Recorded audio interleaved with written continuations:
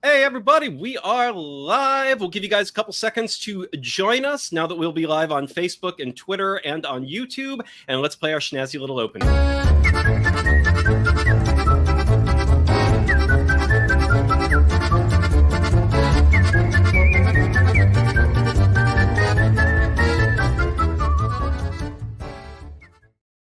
Hey, welcome everybody to another Wine and Comics pairing show. As usual, I am Dave, and next to me is... I am Dallas, of course. Hey, yo, and today we have Jayel, Draco, and Lynsey G joining us from Oneshi Press. That is O-N-E-S-H-I, Oneshi, one, and she, which is Japanese for one. Is that how you guys put those two things together to make that title, or... No, that's pretty cool. But it was actually, we needed a word for a class in one of our Final Fantasy, or not Final Fantasy, high fantasy storylines, and so we just kind of like came up with that name, and as it developed, that those characters gained more meaning and prevalence, and so. It just was cool. And wow, like, I was reading so much into that bloody name. You really were. So in my works. It does kind of work. Sort of the greater meaning of the word is that it's a whole that is greater than the sum of its parts. Bing, bing, bing. So yes. It works both ways. So that's where we were. Yes, that was totally intentional. Exactly. Well, I had read, I think on the bio or the about page on the website for Oneshi Press, that it was that, you know, it's the sum that is greater than its pieces. And I was like, oh, and it's one and one, but greater than just two. Yeah. I was like, it makes perfect sense. I'm just gonna start telling people that. We are so smart. We're so smart. Your subconscious was just like it had taken that in, it had settled, and then you would come up with the perfect title, even though you hadn't even realized it. Well, welcome guys. It's wonderful to have you here. I think I was taking Japanese lessons at that point. So there's also that's possible. A lot of times, right, emergent properties happen because of like subconscious memory and things like that. Right. Yeah, I have such a good brain. It was all me. Good. Yes. Well, you know, whenever you come up with ideas, you know, a lot of the times people are like, "Oh, you're riffing off of this other thing that's really popular in culture," and it's like, "Oh no, I hadn't thought that hadn't even entered my mind," but. You've read it or you'd seen that thing before, so it's in there, it's in the mix, you know, and like subliminally, and maybe it had influenced it, maybe it didn't. You know, that's one of those things it's almost impossible. There's an analogy about that I love to make. You know, we talk about like artists and like how everything is borrowed, but like you wouldn't say that about a chef who goes into the grocery store and picks out onions and peppers and celery and whatever, you know what I mean? You wouldn't say, oh, well, that chef didn't really cook that dish because those ingredients he got at a grocery store. It's like, well, you expect him to invent vegetables? Like, no, it's a chef, not a, you know, vegetable inventor. Or more to the point, like a lot of the dishes today are just modern variations on things that have been around for a long, long time, like dishes and certain spice mixes and, you know, and traditions of cuisine, which very few people, even when you're doing fusions, which are relatively new because we're so globalized these days, and we rarely were that, like, you know, pocket communities were not that globalized. So like someone had traveled to, you know, another country and come back and incorporated what they learned there into the local cuisine.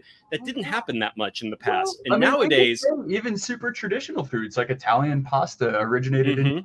You know, like, and tomatoes originated in the Americas. So. Yeah, that's right. That's right. Yeah. So, like, I mean, that's always been happening. It's just now it happens at a much more pronounced pace, frequency that we can talk about because we could see it happening because it's like overnight instead of over centuries. Right. Well, and more to the point, now we know about it. Like with the internet, with the knowledge at our fingertips, we can look up what these histories are and these component pieces are.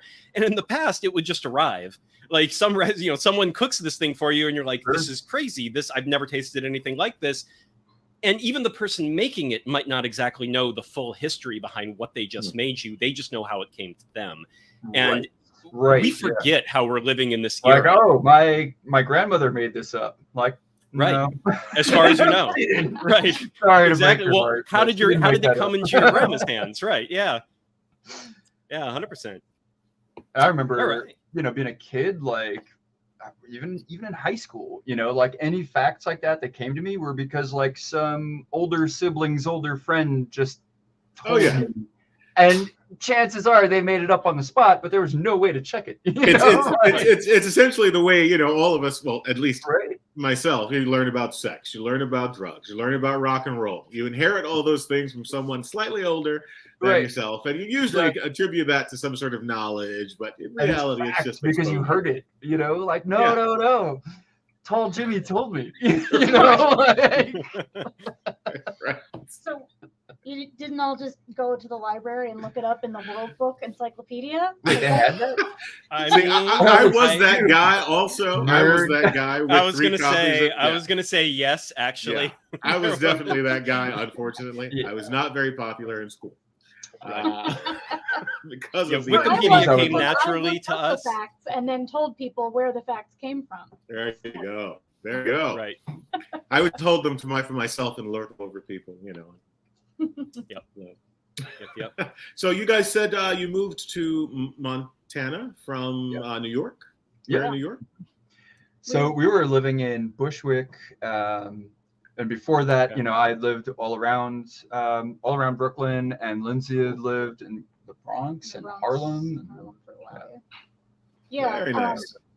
Yeah, I love New York. I actually was just back there for a visit and had a wonderful time. Love it so much.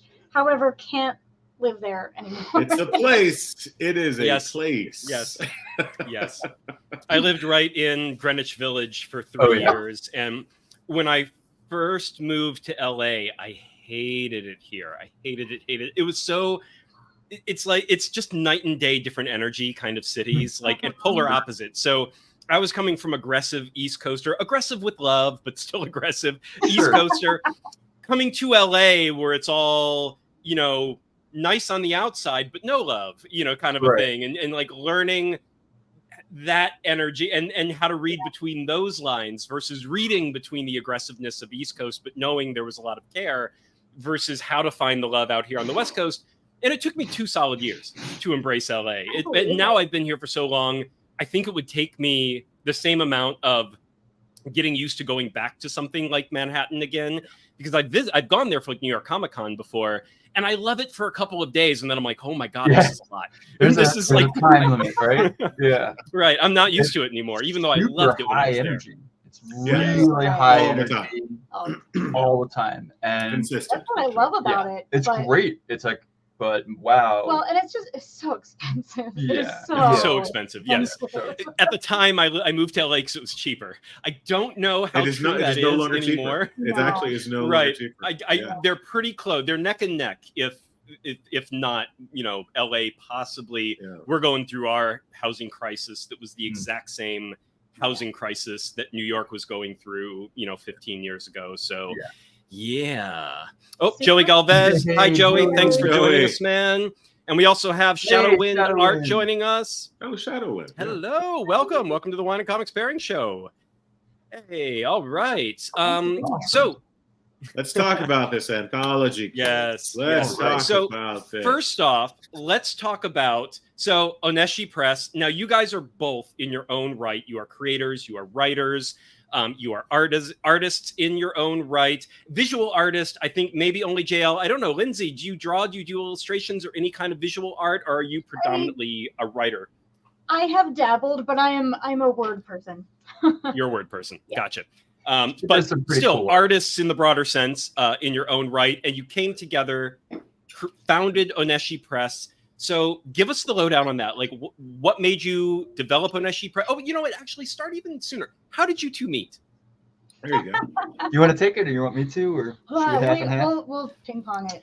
All right. So I was actually on Model Mayhem, and I was looking for models for art projects, right? Yeah, like a million years ago. Totally. Wow. Back when the land was green and good, and you had to dodge dinosaurs on the way to the subway, So yeah, and Lynsey was gonna do a shoot with me to help develop some characters from one of my fantasy stories. We had a really cool idea. and she was actually working on an art show at the time. You know, the non-artist here. Well, it was an art show. So anyway, she was working on an art show, and I had plans to meet up with her, and it was like the day or two before her art show, and she was having like major technical difficulties with a video installation. So I ended up like waiting like all night at a train station for her. Oh, that's awesome. TGI Fridays. Yeah, it's the TGI Fridays. That's right. R.I.P. Oh, Like, you know, they called last call, and I got her a drink, and I sat and waited with it for her to get there finally, like hours late. oh. And she was like, I think I just need to drink tonight. And I was like, cool, let's go. You know, I got off of the Long Island Railroad or whatever line I was off of and met up with you, and I was like, I think I'm gonna cry. I don't know you, so I don't know how you feel about that. I was like, But oh well. Yeah. So whatever you gotta do. This was the day before the show opened, and then the following day I had taken off work to sort of run around and get everything together, and it turned out to just be me like shitting my pants all day and crying and like freaking out because everything was breaking. Yeah, and he called out of work and just like hung out with me so that I wouldn't have a complete look at meltdown. this guy. Yeah. So after that, it was pretty much we were together. That's a love assassin there. He's right. Oh, Shadowcast is here too. Our two shadows are here. Yeah. Yeah. Boom. Wine and Dine Comics Ahoy! Shadowwind and Shadowcast are both working on a comic with me right now that is going to be in this anthology. Where it's the one that we thought was going to be done by someone else, and they had to cancel, unfortunately. And so instead of canning it, I was like talking about it on stream, and Shadowcast and Shadowwind were there, and I was like, "Do you guys want to work on this with me?" And they were like, "Yes." And I was like, "Yes!" And now it is like. That's great. It's now such it is the comic of Shadow. Yeah, it's such a great pairing.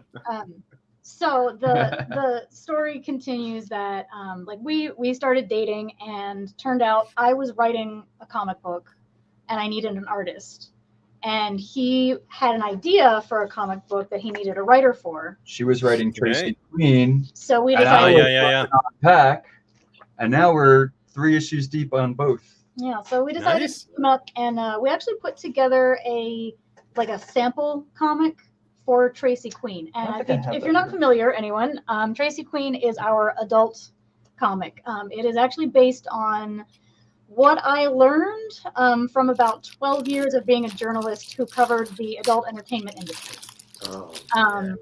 And it's a fascinating world. I learned so much about so many things, and I decided I wanted to like cram it all into a graphic novel. So it is a graphic novel. It's very much about the character and her experience, but it's not an erotic comic, and it's not a not erotic comic. It's a story that has a lot of sexuality in it. So we sent out the sample to like every comic book publisher we could think of. And we got a lot of really good feedback saying that it was really cool, but nobody would touch it. Yeah, they either want erotic comics, or not erotic comics. Right. But a comic about a character who does adult work, and it's not about her adult work, was like, nope, we just don't have a shelf for that. And I was like, what? This was in like 2013. Right. That might not be as true anymore as it was back then. Yeah, I think a lot of wayfinders have definitely shifted the market since then. Yeah. But so we basically pulled our resources and said like, hey, I've been working in various forms of publishing for my entire adult life. He's been working in various forms of both making websites, publishing, printing, and graphic doing design, illustration. So between the two of us, we were like, let's just start a publishing company and do it. Super simple, really easy. But, right. Good. It sounds like a great idea. Start a company, you know. Yeah, and we'll figure it out as we go. We wouldn't be able to really give the attention to it that it needed, or be able to afford to make it happen unless we left New York. So we quit our jobs in New York and moved out here and let our nervous systems recalibrate. We were just so exhausted by the time we left, you know, and started it up. We were talking about the difference between New York and LA earlier. Was that on the show or that was pre-show? Yeah. Yeah, one of the things I was actually going to say, like, it's such a difference here. Like, when we first moved here, I thought every person was flirting with us. Me too. Because we were so like, stop and talk and smile at you. It's just like, and you're like, what? I think that cashier is flirting with us. You're like, everyone here lays it on really thick. Like, I'm a 10 in Montana.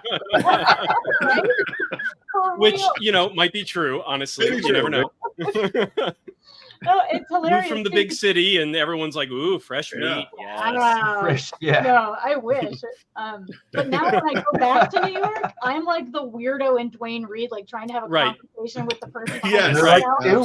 You're like, ma'am, could you move on, please? We have a line behind you. Me too. I'm smiling at people on the subway and they're like, that guy's a lunatic. Like, but then they give you a lot of room. So, you know, win-win. Yes, that's true. That's very true. And we have Shadowcast. Oh-nesh-ee pressed their two shadows, I think referring to Shadowcast and Shadowind art. Double and then, of course, lightning. Shadowind. Yes, a little solidarity there on your two shadows. That's awesome. So then, oh-nesh-ee, what had you... why, if you were doing your own thing, are your own comics under oh-nesh-ee as well? Or are those predominantly the anthologies that you created oh-nesh-ee specifically for? So actually, the anthologies, we were including our work in there. Like the first several anthologies, you can find a chapter of Pac and Tracy Queen in each. Okay. And we thought, well, we were having such a hard time getting published because we're doing things so differently, you know, out of the box. We're not like learning about how other people are doing it and trying to do it that way, which, you know, a lot of people will tell you, no, that's what you're supposed to do. You know, you're supposed to learn about how it's done and do it that way. But we had other ideas because we're hard-headed and that's just how we roll. Welcome. You're in common company, then, my friend. Good. So yes. That's our origin story as well. Awesome. Well, and so we were just like, there's definitely other people having the same problem. If we're going to go through the trouble of figuring out how to publish our stuff, we might as well hold the door open, you know? Mm-hmm. Yeah, so awesome. That's what we've been doing. Yeah, we started doing we have very crazily. We were doing quarterly anthologies. So we were doing 4 a year for a few years there. And then we were like, 4 anthologies a year. I was wondering because this is number 13, and I was like, wow, guys, that's a lot of anthologies. After anthology 7, we were like 1 a year. Yeah. Calm down. Yeah. Impressive though that you. But we made them instead of like quarterly. Now the anthologies are 4 times as long. But it's just 1 a year. Yeah. Right, so it's still like the same amount of story. The output's still there. Yeah, it's just less less actually getting it, like, you know, doing that whole campaign, doing the marketing, getting the money, like getting people excited about it, like that you only have to do 1 round of versus 4 rounds of it. And then you need more in one go, but you have more energy to do that, which is always kind of that trade-off on there. And Abstracto, have we established what kind of wine pairs with the JL? Maybe kind of sort of. We're going to talk about what pairs with this specific anthology, which there's some JL. There's plenty of JL in there. So we're going to talk about that, but you got to stick around. We're going to hit that a little bit later. Joey, if it wasn't for oh-nesh-ee believing in me and a ton of others, I don't think any of us would be this far along without it. Bravo. Give that a little, thank you, Joey. I'm sure they appreciate that. But you were saying, anyway, I think you had a little bit more to say on the anthology there, JL. Sorry. Did I? Or not. That just totally took my no worries. So my head is with quick my side question. One thing I noticed while you were talking, JL, am I hearing a Canadian accent there? Are you originally Canadian? No. No. All right. Where are you originally? No, but that was a reach there, Dave. You think so? I'm hearing Canadian. I'm hearing Canadian 100%. Exactly. No, when I was in New York, everyone, people that like grew up in the same town as me, but just met me for the first time, would be like, "Where are you from?" And I'm like, "I'm from here." What do you mean? Okay, but let me see if you can figure this out. JL, will you tell me what is what are the things that you pull out of that piece of furniture over there? A drawer. Drawer. That's not how you Oh, say it. drawer. No. Yeah. No. Wait. I pull it. I pull out. Shush! Come on, I'm trying to help them. Trying to help them what? Figure out where you're from. I'm from Why New York. are you being so obstinate? I am. He says draw. I don't say Draw. He doesn't say drawer. He says draw. I've been corrected enough times. Draw. I can't say it right. Jayel reads is Canadian. No, Jayel was born and raised in and around the New York metro area. Yeah, and if there's an Aspic wine, that's the one that pairs with Jayel. That is Abstracto's expert Staten Island? opinion. Oh God, no! Why would you say that? Charley? I thought we were on a good start. Oh my goodness! And yes, Reed's is Canadian, and then we have Shadowcast. Montana is neighbors with Canada, so it creates an uncanny valley between Yankee and Canadian. Maybe apparently he's been this way for forever though, so he can't quite claim that. Came out and I was like, "Mom, hey, what are you doing?" Plot twist. Where's the maple syrup?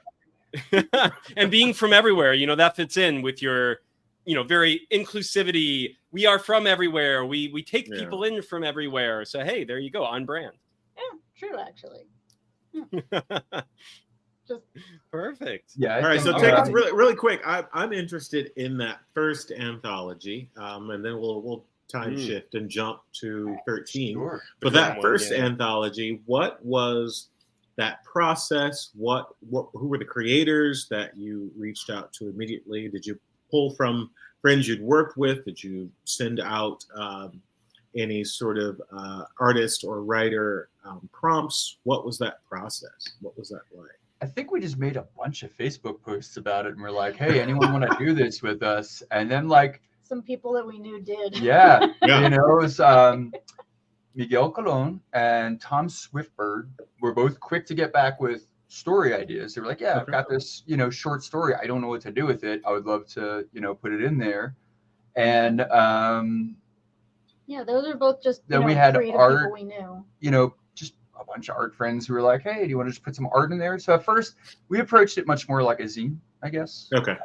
Like it was kind of like mixed. It wasn't all stories, and we even experimented with like poetry early on, and all kinds of different stuff. Yeah, but we got it really professionally printed. So then we would take it to like zine fairs, and it did not fit in there. Yeah, people were like, "This isn't a zine. Why are you here?" Right, and I was like, what do you mean? It's cool. Like there's art in it. And they were like, "We don't care. We only want things that were photocopied at Kinko's." Right. Things that look super underground. Kinko's, it is not a zine. And we were like, "Oh." I don't know if I entirely agree with the copy to Kinko's part, but yeah, there is definitely this underground comics with an X flavor, that's gotta be a part of that. Yeah. But Kinko's is well represented in the zine mark. Yeah, it is. Yeah. I mean, I was just using that as an eponym, but maybe now because like Kickstarter's Zine Quest has been going on so long, and a lot of comic creators have thrown their hat into the ring with that. It might be more open. Also because like high quality printing has become more accessible to the unwashed masses such as ourselves. But I showered today. How dare you? I meant metaphorically. Oh. Did you metaphorically shower today? Well, now everyone knows that I showered today. So there you go. Got to put that on public record. What's that? That's whoop. Oh no, that's I accidentally clicked an old comment. It's not new. It's all good. I think like it might now be more open, the term zine, but at the time it was like again the same problem Tracy Queen had. It like wasn't comic-y enough to be comics, and it wasn't zine enough to be zines, and it was like, why can't we just do you weren't staying in your lane, buddy. Yeah, it's kind of our thing. We're not lane stayer-inners. Yeah. Yes. And good on you for it. Well, and so then what we did was just stay in our own lane for 13 anthologies, to the point where now people know us and like us and trust us and realize that we have good sensibilities and want to come back for the next one, whether it's like anything else that they know about already or not. Right. We made it a carpool lane. We're bringing everybody with us. Yeah. There you go. Yeah. Fantastic. And we also have a Yuki Dog Zombie. Hello, welcome Yuki Dog Zombie. Welcome to the Wine and Comics Pairing Show. All right, well, let's talk a little bit. Should we get glasses? Maybe I'll get glasses. Continue. Oh yeah. Yeah, go get glasses. Get glasses. Get glasses. I'll let you know if you miss anything. Yell really loud. No, I'm kidding. Don't do that.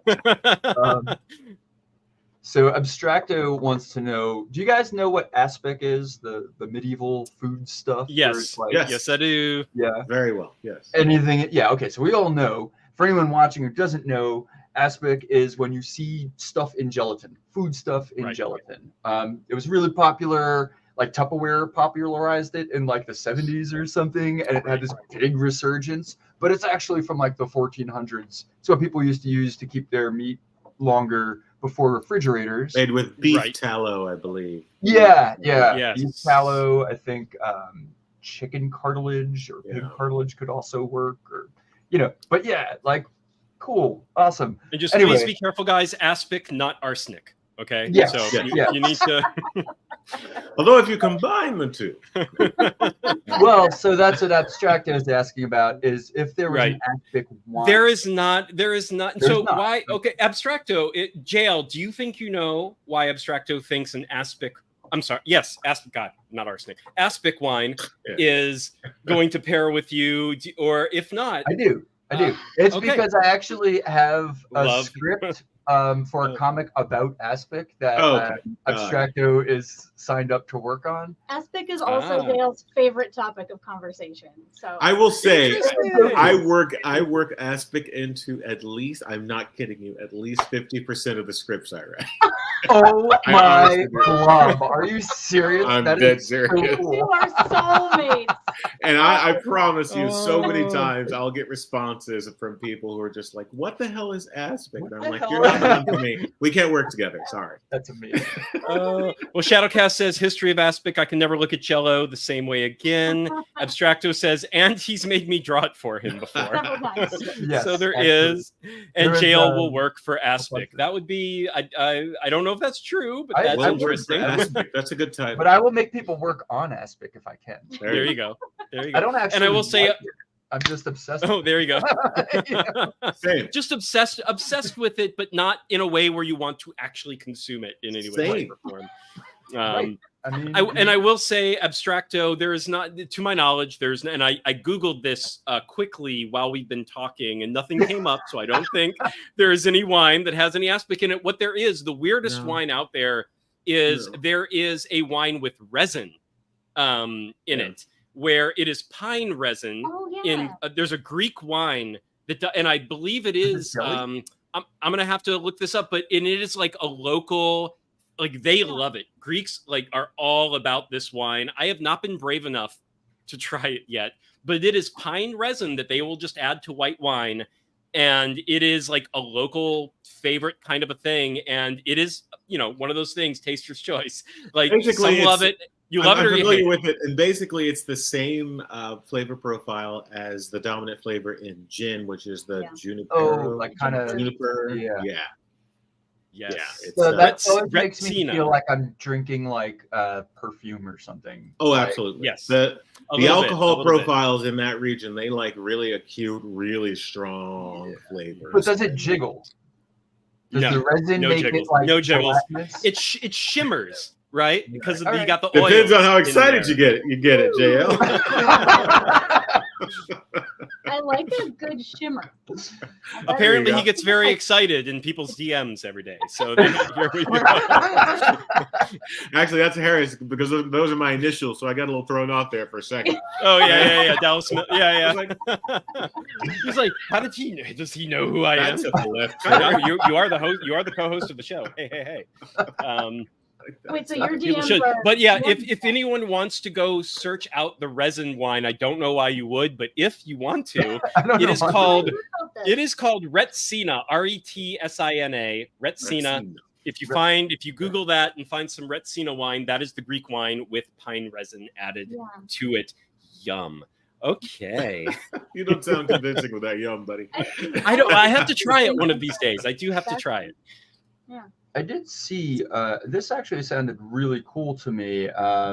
Ken Bala, who's like a aspic revivalist and like known as Jiggle. That is a phrase I did not think I yeah, was going yeah, to I hear know what on you're this show talking about. today. Yes. You know Jiggle Daddy? Yeah. All right. So he made these Matchmaking really method. cool. They were like sake shots where the sake had gelatin in it, and Okay, then there Jello was like shots. a Yeah, layer yeah. of Yeah. ponzu and like gelatinized ponzu, and then like I think there was actually salmon floated in it, and like it was gorgeous. Yep.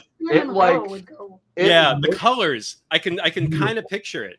It was Yeah. like shimmering, Yeah. and you know the light passed through it. Like the sake aspect part, he got really clear, so you I could would eat see. that. Like, yeah, I mean, I'd there's some totally really do that. cool stuff out there. Like, Yeah, it is beautiful. It Yeah. definitely was statement food from the 70s, I think late 60s technically. Yeah. But it was There definitely was some ugly statement. stuff too. Oh, some other people, you know, you just take a can of tuna and just sort of, you know, it hovers Yeah, in tuna. this. Like what? No, Oh, but you have to add mayonnaise. There Oh, has yeah. to Always. be mayonnaise Always. Yes. involved Yeah. for some reason. Or Miracle Whip. Miracle Whip. Oh, yeah. No, Some no, of the everyone food got from quiet the on that one. 70s is just So the I was just watching the other day. There was like this commercial from like around that era, and like the transatlantic accent guy talking Oh, like yes. and the Welcome, and gentlemen. what would Yes. be how could it not be complete without the Right. teasing flavor of Miracle Whip? And like he just kept saying Miracle like, Whip. the Yeah. tagline was the teasing flavor of Miracle Whip, Mm-hmm. and like he said it like 3 times, and it was The just like teasing flavor you of know this Miracle guy Whip. like walked away and just started cursing as soon as he was Yeah, done. absolutely. I'll give me my. He's from Jersey. Yeah. Yeah. The teasing flavor is neither good nor bad. You can take that any way you want to. That's right. That's right. The teasing flavor. Although I may have to work Flavor. that into a script. That's Committing- great. I will say, Aspic committing food crimes since the 15th century. And I will say, I think most people agree that Miracle Whip has been committing food crimes since whenever the hell Miracle Whip was Yeah, I'd invented. say That what was terrible. like the 60s or something. It was 60, something like that. I say that with love because I love Miracle Whip. I'm one of those I'm one of those weirdos that like my grandparents had it instead of mayonnaise all while I was growing up, and so it just became the thing. When I finally had normal mayonnaise, I'm like, oh, this is bland. This has no flavor to it. That is so Um, interesting. I'm the opposite. All right, is there a thing where like amongst white people there's the Miracle Whip crowd and the non-Miracle Whip crowd? Oh, wait. Hold on. Before you go there, in the South, there's a real thing. It's Miracle Whip or what's the other one called? Sandwich spread or some salad dressing. Oh, yeah, salad salad dressing. It's Miracle think I Whip know or that. salad dressing. Yeah. Isn't salad And dressing a UK thing? Like, didn't Yeah, I they thought- create the salad dressing? And then I'm it came over sure they here? created most Maybe. of the really sort of They did. boring. They did. you We stole know, everything from them. Okay. The accoutrement, the kitchen. But yeah, it's salad dressing versus the Miracle Whip crowd. And Wow. some people, if they come to a function at your home, will not eat a dish made with salad dressing and vice versa. Won't eat it. Will not eat it. No, touch You know, you take potato salad or something like that. They won't like, eat a oh, potato you're a salad made dressing with household. salad I don't know dressing. why we came. It's like the Twizzlers and Red Vines. Absolutely. You know, Yes. like, oh, you got. You know what? It's really just Oh, branding. but It's really just It is. branding. It is because I It's love brand Twizzlers loyalty. and Red Vines. I think they're different moods. Yeah, You know, yeah, like that's- completely. And I'm sometimes What? in a Red Vine mood and I'm sometime in a Twizzler mood. That's insane. That's insane. That's it. Yeah. I'm a Twizzlers person, but Red Vines have grown on me because it turns out Montana is Red Vines country. Oh, Red nice. Nice, it's nice, hard to nice. get Twizzlers here. I so- think you've got a great little title on your hands there, Red Vine Country. Red Vine country. Red Vines, are you out there? Are you watching? Will you A sponsor? little homage to your new home. Right? Oh my goodness. Oh, have you tried salad dressing? It's so disgusting. Yeah, there we go. So wait, Oh my god. are either of you salad dressing? I mean, Dave, know you're that I obviously do, the not, I Miracle do Whip. not think I've ever had salad dressing. I'm pretty. Okay. I've seen it. There You've had are it. You've definitely had it. there are some definitely had stores it. here in LA that carry it, and I noticed it. And to be honest, when I It's a noticed it cheaper here in version LA, of Miracle Whip. yes, I mean, Oh, yeah, okay. it's dirt cheap Okay. when I see it on the shelf. Don't get me wrong, but it's Okay. like $1.99 for like a giant bottle of it in Like a tub? 2023. Yeah. But yeah, okay. when I saw it, I was like, what is salad dressing? And it took me a while to realize it was some kind of generic, like old school mayonnaise-y kind of a thing. But I don't think I've ever, to my knowledge, I've never had anything that was made not with mayonnaise, not with Miracle Whip, but with salad dressing. I don't think, and I've never lived in the South much, Dallas. So than you think.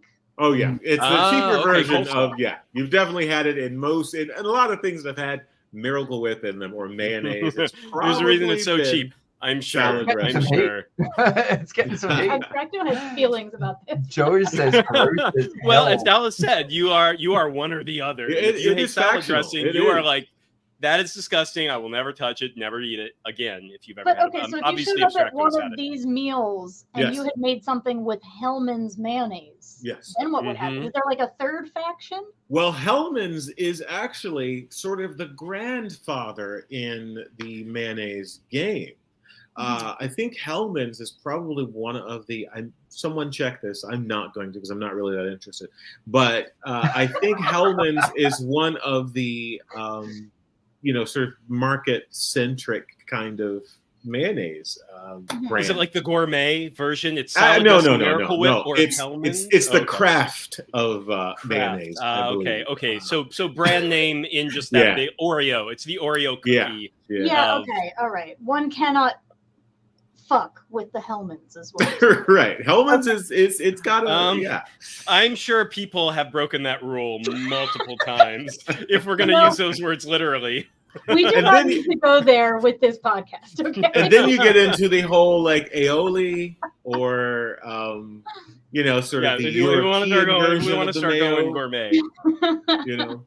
What are you thinking, Jayel? You've got thoughts. I feel like there was something where I remember like hearing in some state they decided not to sell Hellman's because it had the word hell in it or something, and like totally believable. One of the other mayonnaise brands like swooped in, and I'm trying to remember what the brand was. I think you may be right. I feel like I remember that. That was a thing, right? At least Tall Jimmy told me so back in the 90s. I don't know. Tall Jimmy. Before Google, we just had like Tall Jimmy on the corner. Right. And it was a simpler time, and life was so much more interesting when you didn't know the specific.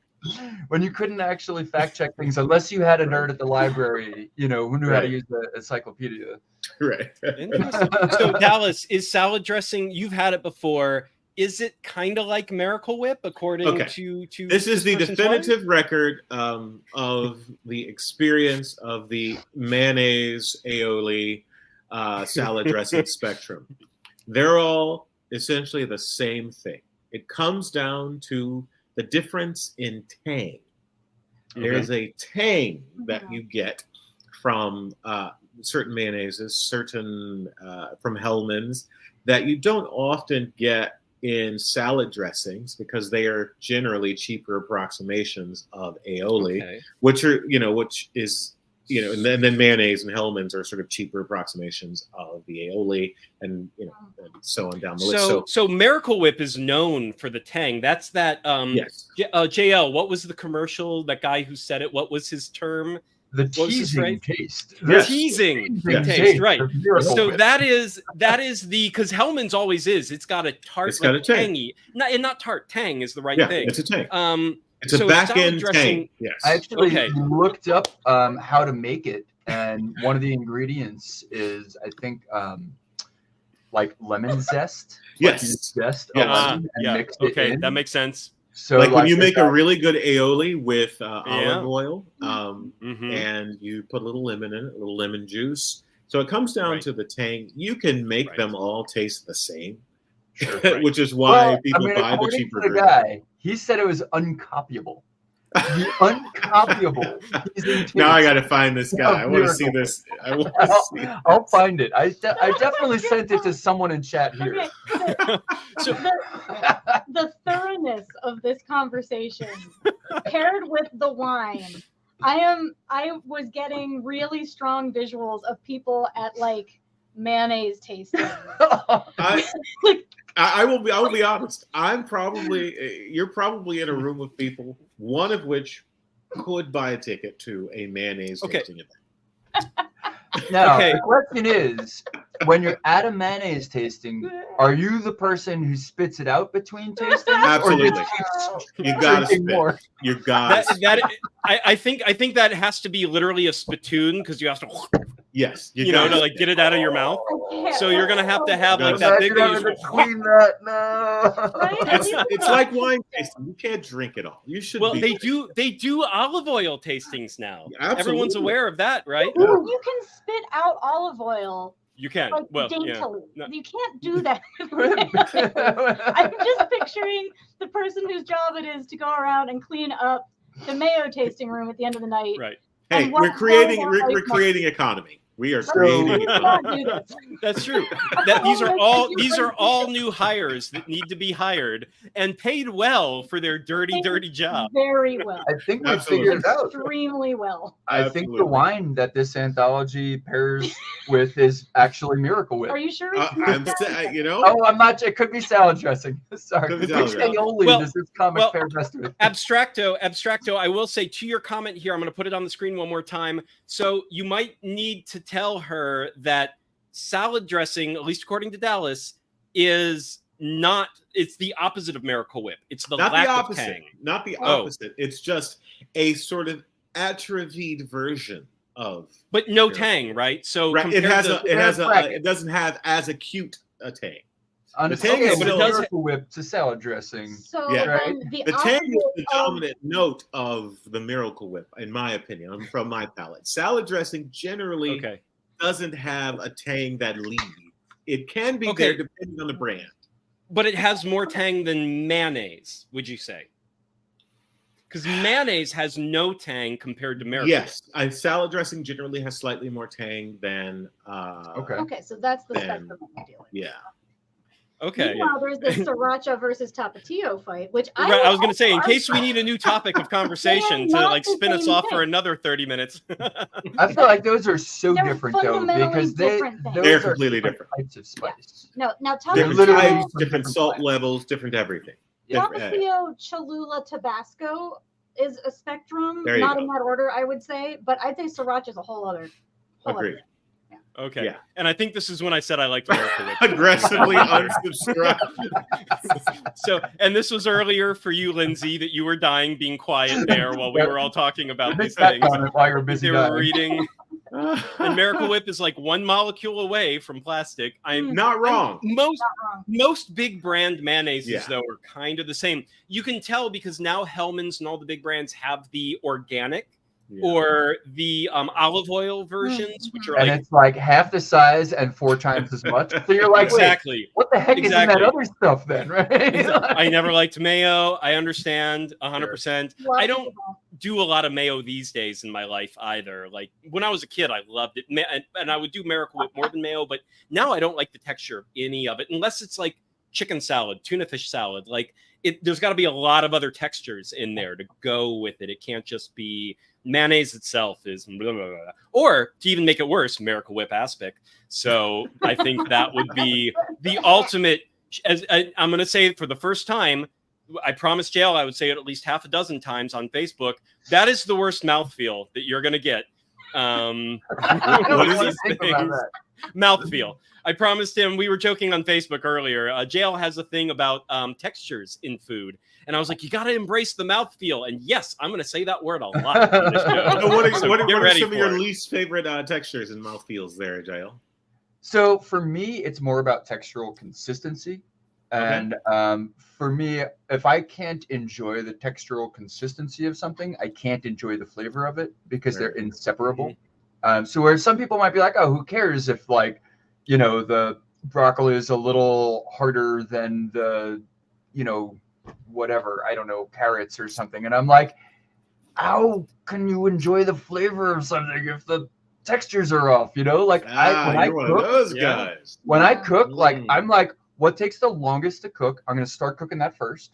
And then, you know, put that on a back burner and then start cooking the thing that takes the next longest to cook. So when it comes out, everything's like consistent and has all been cooked at the same rate. And you know what I mean? Like, but sometimes people are like, oh, who cares? Just cook it all and eat it all. And it doesn't matter. And I'm like, he means Lynsey. I'm like, right. Well, I was going to say, Jayel, enjoy this. When you're talking about that, do you need like the texture to be consistent throughout? Is that a good texture for you? I think is if it's a good medley, but generally consistent in terms of like size or roughness Right. So or like if you were doing like cookness a or stir fry, consistent of like so you need that julienne chef to like really chop everything exactly the same all throughout whatever it is. None of this half an inch and maybe 3/4 of an inch. Yeah, no. Oh no. Yeah. Oh, that tastes so bad. I can't explain it, but it tastes bad. It's and then interesting.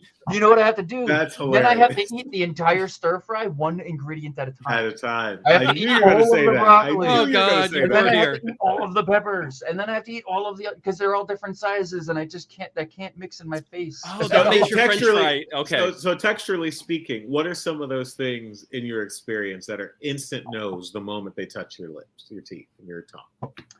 So things that are like really dry and like crunchy, but he does not like cheese curls. Interesting. Okay. Yeah. I'm Yeah. like, I love that. I get that in its way. Can't do it. Can't do it. So nothing that turns into like dust if you crunch it, if you munch it up, right? Where it's that like cracks powder. Me up. I don't know why. Can't do it. Maybe if I like pulverized it and mixed it with some like made a cheese dressing, dust, you know.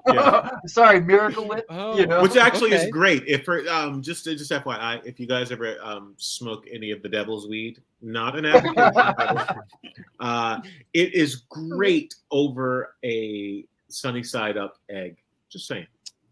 And I'm not a person who enjoys like processed foods, but as an additive, as a flavor component. Okay. And also, so what I would do, and on top of that, ketchup is also great on top of a sunny side egg. All right, calm down, buddy. Absolutely not. So you do the sunny side egg with ketchup and sprinkle the cheese curl dust over the ketchup, put the other slice of bread on it, and you got a fried egg sandwich that is mwah. No. You go to hell with it. I'm going to make that tonight. I'm going to make that as soon as the show is over. Ketchup on an egg? I would fight you if I saw you make it. Okay, ketchup on an egg, and to circle this back, up egg, no. To circle this back to mayonnaise and Miracle Whip or mayonnaise, baked beans on 2 slices of bread, baked bean mayonnaise sandwich, amazing. One of the best things you will ever taste. Yeah, it's a very common. It is. It has the European roots for sure. Yeah. And I will say, just to catch us up on the mayonnaise Miracle Whip comments, because people are passionate about this. Visually, mayo tasting is the most rated R event. Absolutely. Point of view. And now I have to find a mayo tasting event. Yes. Dallas said salad dressing is an abomination and should be destroyed. Got it. Good.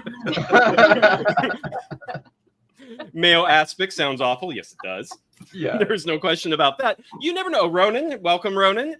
You never know what you're going to get, what you're going to learn tuning into the show. No shit, dude. We are here every show, and I'm telling you, I always think I have this conversation under control going in, and I never, ever do. We never do. We never do. Joey, he also can't enjoy fries. Yeah, he mentioned that on Facebook. I was just going to say, this makes Jayel made a fry comment about like I have to order the sizes of my fries, and I was like, I'm not 100% certain what that has to do with texture. Wait, what do you that mean? Lost me a little bit, but now I understand. So now you've explained it. Size and flavor are just, I guess, one neuron for me. I don't know. Yeah. Clearly that's what it is. I agree with this, Yuki Dog Zombie. I love fries and milkshake. Fuck yes, that is amazing. That is a staple. So you have to pick out fries of the same size in the. I usually go from like size order. Either I eat all the largest ones first, or all the smallest ones first. But I go in size order. I don't know why. My brother actually is like that. Yeah. Okay. Yeah. So I was in my office working earlier, and Jayel just like marched in and announced to the room at large that tater tots are okay because they're all the same size. Ding ding ding! You don't have to rearrange them on your plate, and then walked back out. This is true. Now, Jayel, if you accidentally get some tater tots that have been like mashed in half, and so like, are those just like, okay, you go in the trash? They're dead to him. They're dead to him. Right, exactly. I'll eat those last usually, or eat those last. Sometimes first, but never like randomly. Okay, that's the thing. I don't understand how people do things randomly. I'm like, there has to be a reason to make the next decision. how do I make a decision without a reason? I think that for most people, the reason is I am hungry, therefore I will put this food in my face. Me too. Well, and but also I'm for so me, faced with which food do I put in my face first? Right. Well, I will say, Jayel, just from my own perspective, like I love all those different sizes, textures, all mingling. Like I sometimes, when I'm looking down at the plate or the bowl or whatever, I am in sort of the exact antithesis to you. I am mixing and matching different things just to have them all in my mouth at the same time. Different sizes, different crunchy, mushy, crispy, saucy, and all that and together. And I'm like, that's the perfect bite. And, I just had thinking about that. It made me think like that's just so overstimulating. But then that made me think like, I was just talking to our buddy Max the other day, who actually said that he's here watching. He just couldn't get into Google for some reason, so he's here. Hi, Max. But he was saying like, he wants to be in the movie theater like with the volume so loud it shakes the seats, and he wants to like have like the full experience and like the wraparound IMAX. No way. And, like he just wants to be obliterated. I can't do IMAX. Interesting. But I can't do I'm IMAX. Like, I want to turn down the volume to just above talking. I want to be able to pause it and get up and go to the bathroom whenever I want. I want to be able to have some light on so I can see what I'm doing, but not too much light.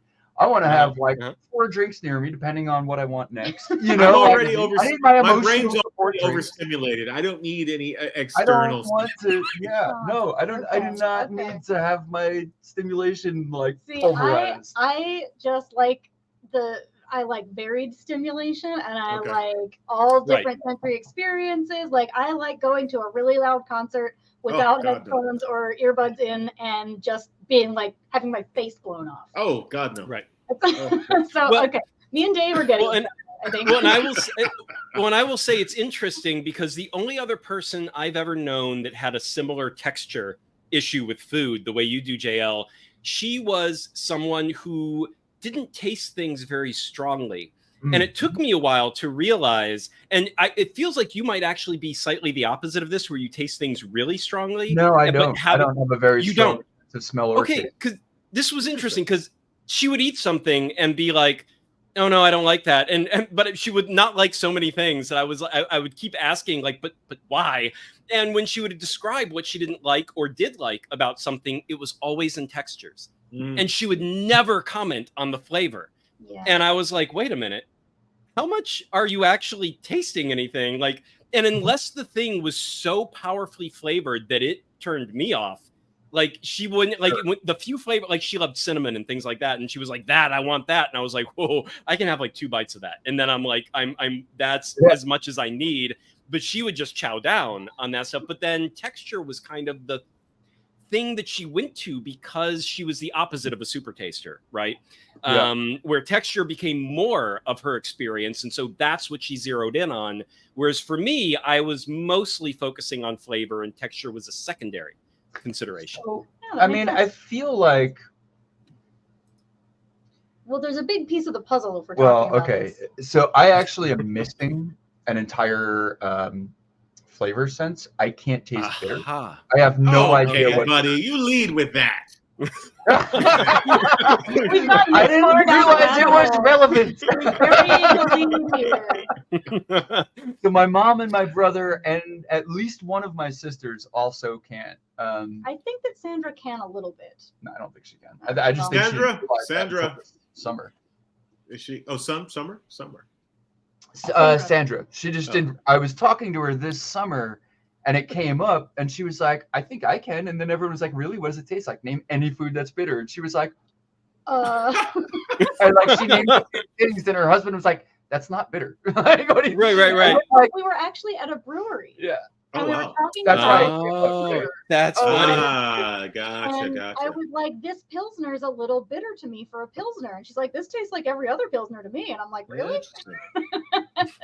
I think you guys have another little a little ash can there about taste molecules and characters with and how texture enters into it when you're missing certain flavors. Real trippy trying to describe like that. High-end literary graphic novel situation. That's the beauty of a graphic novel. And just to circle back here and to catch up on the comments, we got a few Abstracto. I put ketchup on scrambled eggs and delete mac and cheese. Abstracto immediately.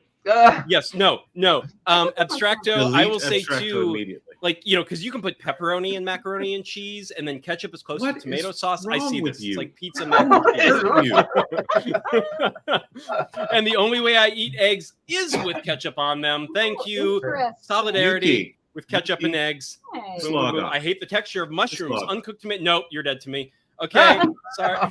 No, I also do not like the texture of raw mushrooms. I'll eat cooked mushrooms all day, but Cooked raw mushrooms, on a salad, ugh. It's the only texture I can think of that I absolutely I can kind of understand that because it's like foam, right? Yeah. It's like it's got a weird kind of like something's squeaky. I can do it if they're small enough pieces and there's a lot of crunchy lettuce and whatnot around it. Again, the mixture of the textures works. But if you want me to dip a raw mushroom in like a little ranch dressing or something and just pop it in my mouth, not happening. No. Interesting. That's crazy. Yeah. It just tastes like, stuff. Pre-align your fries. That would be that, he's got to be like, there is a $20 tip in that for you. No, I would mean, never. That's one of those things you got to let the person know why they're pre-aligning your abilities to align my fries. I would be like, no, you're completely wrong. This fry is longer, but this one is thicker. It clearly has more volumetric value than that one. Why the heck would you put this? So what do you prioritize? Volume? It depends. Length? It depends.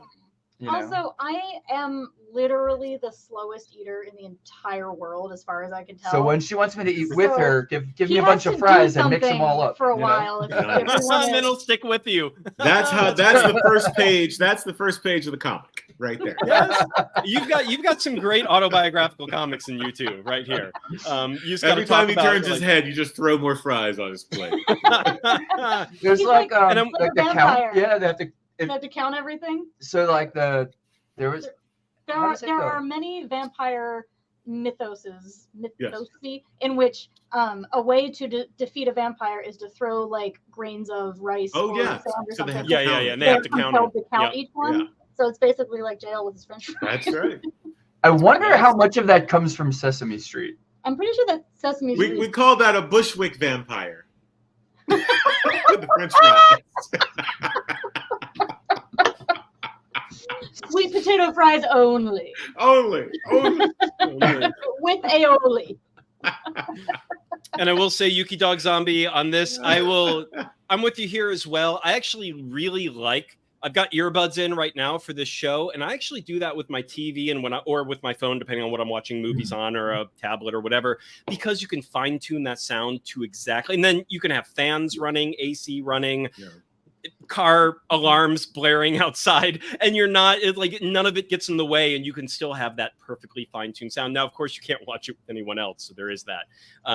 But that is definitely my favorite there. If I could figure By out. the way, welcome Ryan Claytor, Lynsey and Jayel. You don't know Ryan? No, we don't know. Another creator in the community. He just nice. had a Kickstarter that just finished. Beautiful. He destroyed it. Demolished. Awesome. What's the title? Let's give it the title. Do you remember? So that was One Bite at a Time. Yeah, and that was One Bite at a Time. All One right. Bite at a Time book. I'm writing that down. Yeah. It just Cool. finished, Awesome. but it's still worth checking out. Yeah.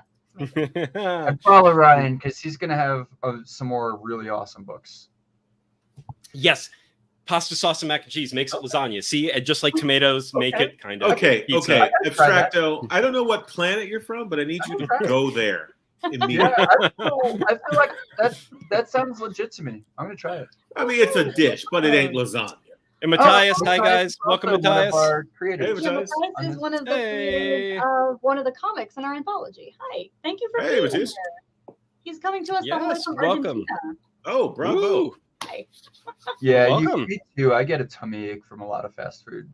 No, she said I can't eat fast, or I get We just can't eat I fast. think it's So, fast. yeah. Why did I read that as fast food? I mean, depends on your definition of fast food, eating it fast or getting it fast, right? Not So a fast I food can eat fan. anything fast. I mean, literally, you could put I'm the anything I'm same. going to eat. I'm not slow.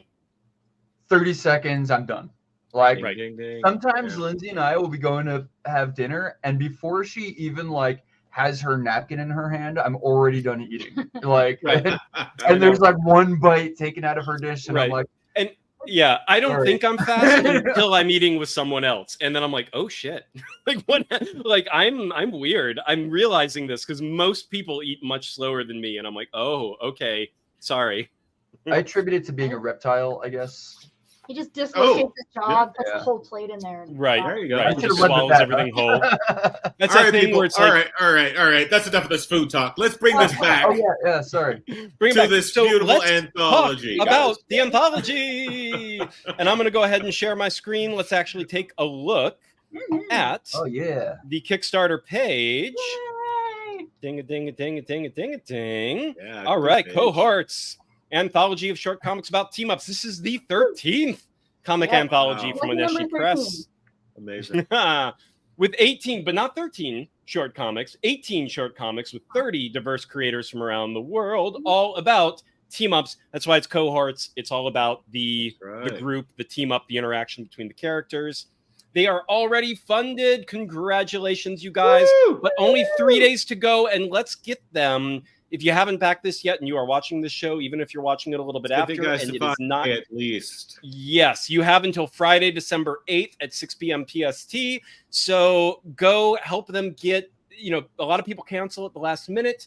And also, the minimum's the minimum.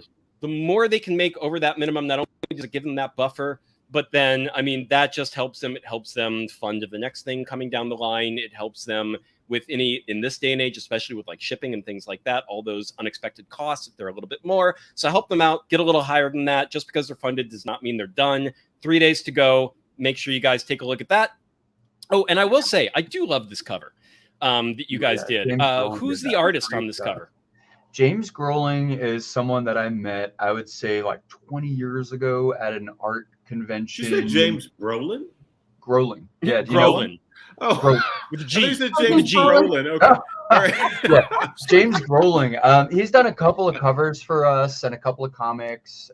He's just a great artist. He's based in been New a York. good friend. Yeah, he's in Brooklyn.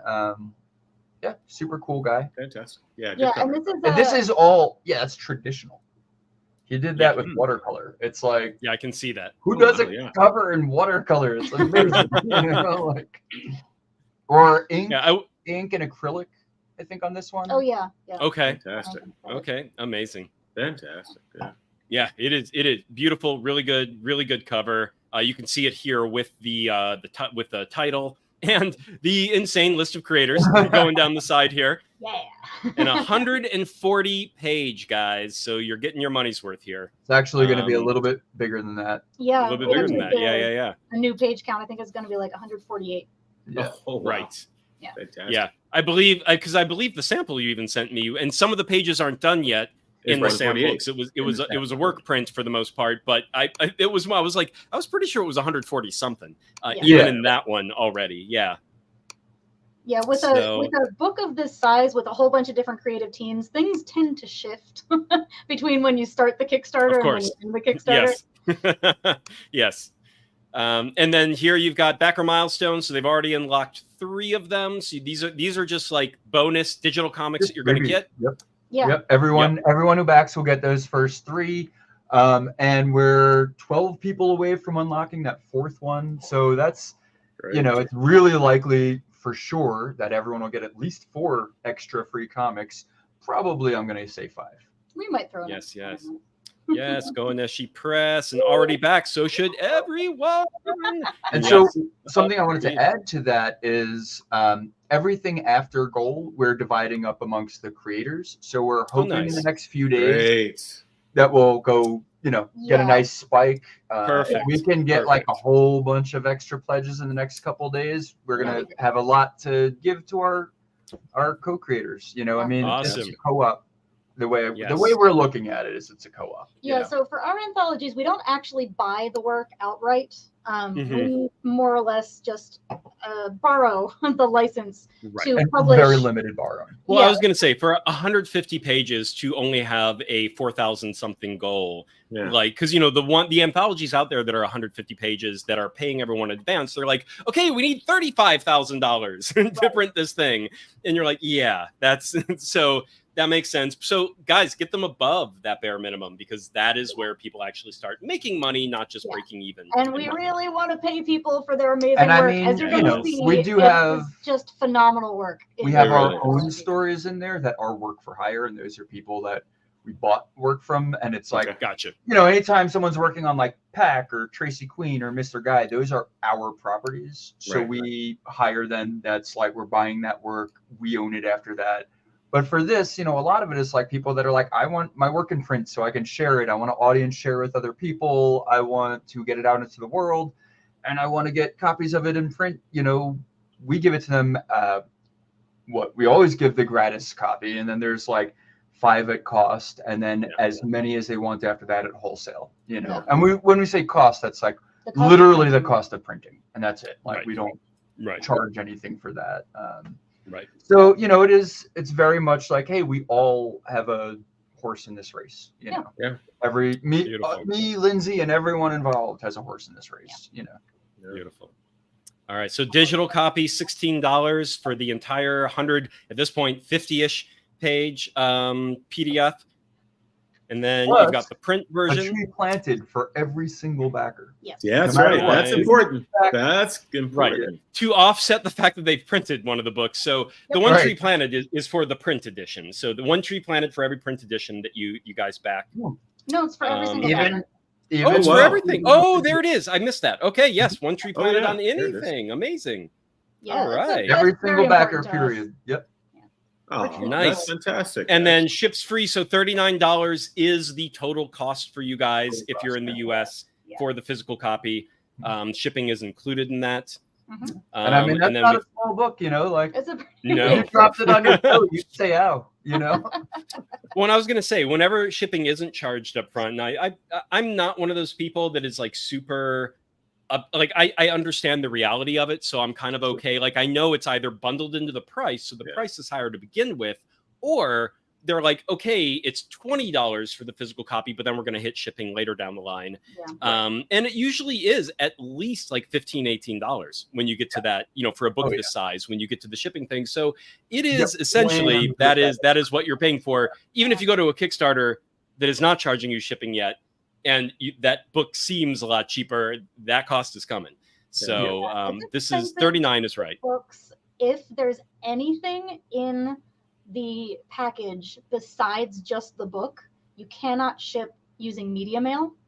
Ah, that's and right. That's the only way to ship things that is cheap. Is yes, is media mail. Absolutely. So, Yuki Dog Zombie, thank you for being here. Oh, good night. Heading for bed. Good chatting with you. And we also have keep going with the backing. It goes above and beyond. Yes, Shadowcat, thank you. That is what we want. And then we're getting down to the bundles here. So take us through a little bit about these bundles. So the bundle that we're looking at gets you the paperback and the digital version of the anthology. It also comes with a digital version of the oh-nesh-ee Press Comics Anthology's theme song, which was written and recorded by David Geringer of Next Arc Studios, who is an amazing person to work with if you want music for your creative projects. Just throwing that out there. He's fantastic. Very cool. We also have, let's see, am I reading these right? What's the difference between this one and this one? So that's the commentary. Oh, right. Yep. Yes, this is going to be our first time doing audio commentary. Yeah, so we're gonna leaf through the whole book do a together. Commentary on the entire book. And everyone gets that at this that's level. Cool. Yeah, that's going to be really fun because is the commentary just you guys, or are you pulling some of the creators in as well? So we're thinking about it being just us for the logistical. You know, we have people in all different time zones, and you know, many people don't even speak English or are English as a second language, and it would be pretty it would be very, very tricky. But it's fun for us to leaf through it because there is a story for us to each one of the stories that ended up in the book as well. So that's going to be really fun to record. We haven't done one of those before, but I'm excited to give it a try. We might try to get some commentary from some people who opt in, who want to, about their own comic, you know, who can and who want to. And, you know, it'll be one of those things where it's like, you know, maybe 5 5 of the stories might have theater commentary on them or something, you know, and that's just based again on logistics. What's you know, not everyone like wants to talk on audio, so you know, and that's I hate being on camera, but this guy's drugged me on camera now. Yes, I have. So far, you're killing it. Oh, he comes kicking and screaming every time, but he's great. I feel like when he's not here, I'm like, I feel so adrift. I need my other half here. And then we've got the Cohorts library, which is all 13 in I'm assuming digital. Yes. Yes. All of our anthologies. That is fantastic. Lot of art. I added it all up, and I think total these 12 without this 13th one that we're currently kickstarting. I think it's 1,022 pages of comics. That's going to be one hell of an omnibus. You guys are kickstartering in about 3 years. There's the one you're going to need $35,000 for. That one won't have free shipping. There you go. You got to come pick that one up. Well, you can just pull like a bad idea thing. I don't know if you've seen their Kickstarters when they do like one of their big omnibuses, but the books are always like, even at the cheapest amount, they're like $150 just for the book, and it's like, okay, yeah. So we'll have to pull one of those. Pages has art on it. That's what happens. Yep. And here's the art. Speaking of, there he is. Cover art, James Groening. Beautiful. And this is also James Groening. He's doing the intro. This is a panel from the intro comic. It's not lettered. The lettering is going to be basically all about introducing the rest of the anthology. So we don't have that lettered yet because we're still working on the rest of the anthology, and we need to make sure that everything is absolutely final before we go and have our letterer do all this work on the intro. Gotcha. Yes, and then we've got The Life and Times of Bettie May and Suzie Joon, written by Jayel and art by Hound. Which again is it is a cute little sort of homage to oh God, what are all the letters? You don't need all of them. Okay, all right. I'm trying to be as PC as possible. I'm not very good at it. But it is a very cute sort of homage to a relationship from a very specific time. I love the art on this one as well.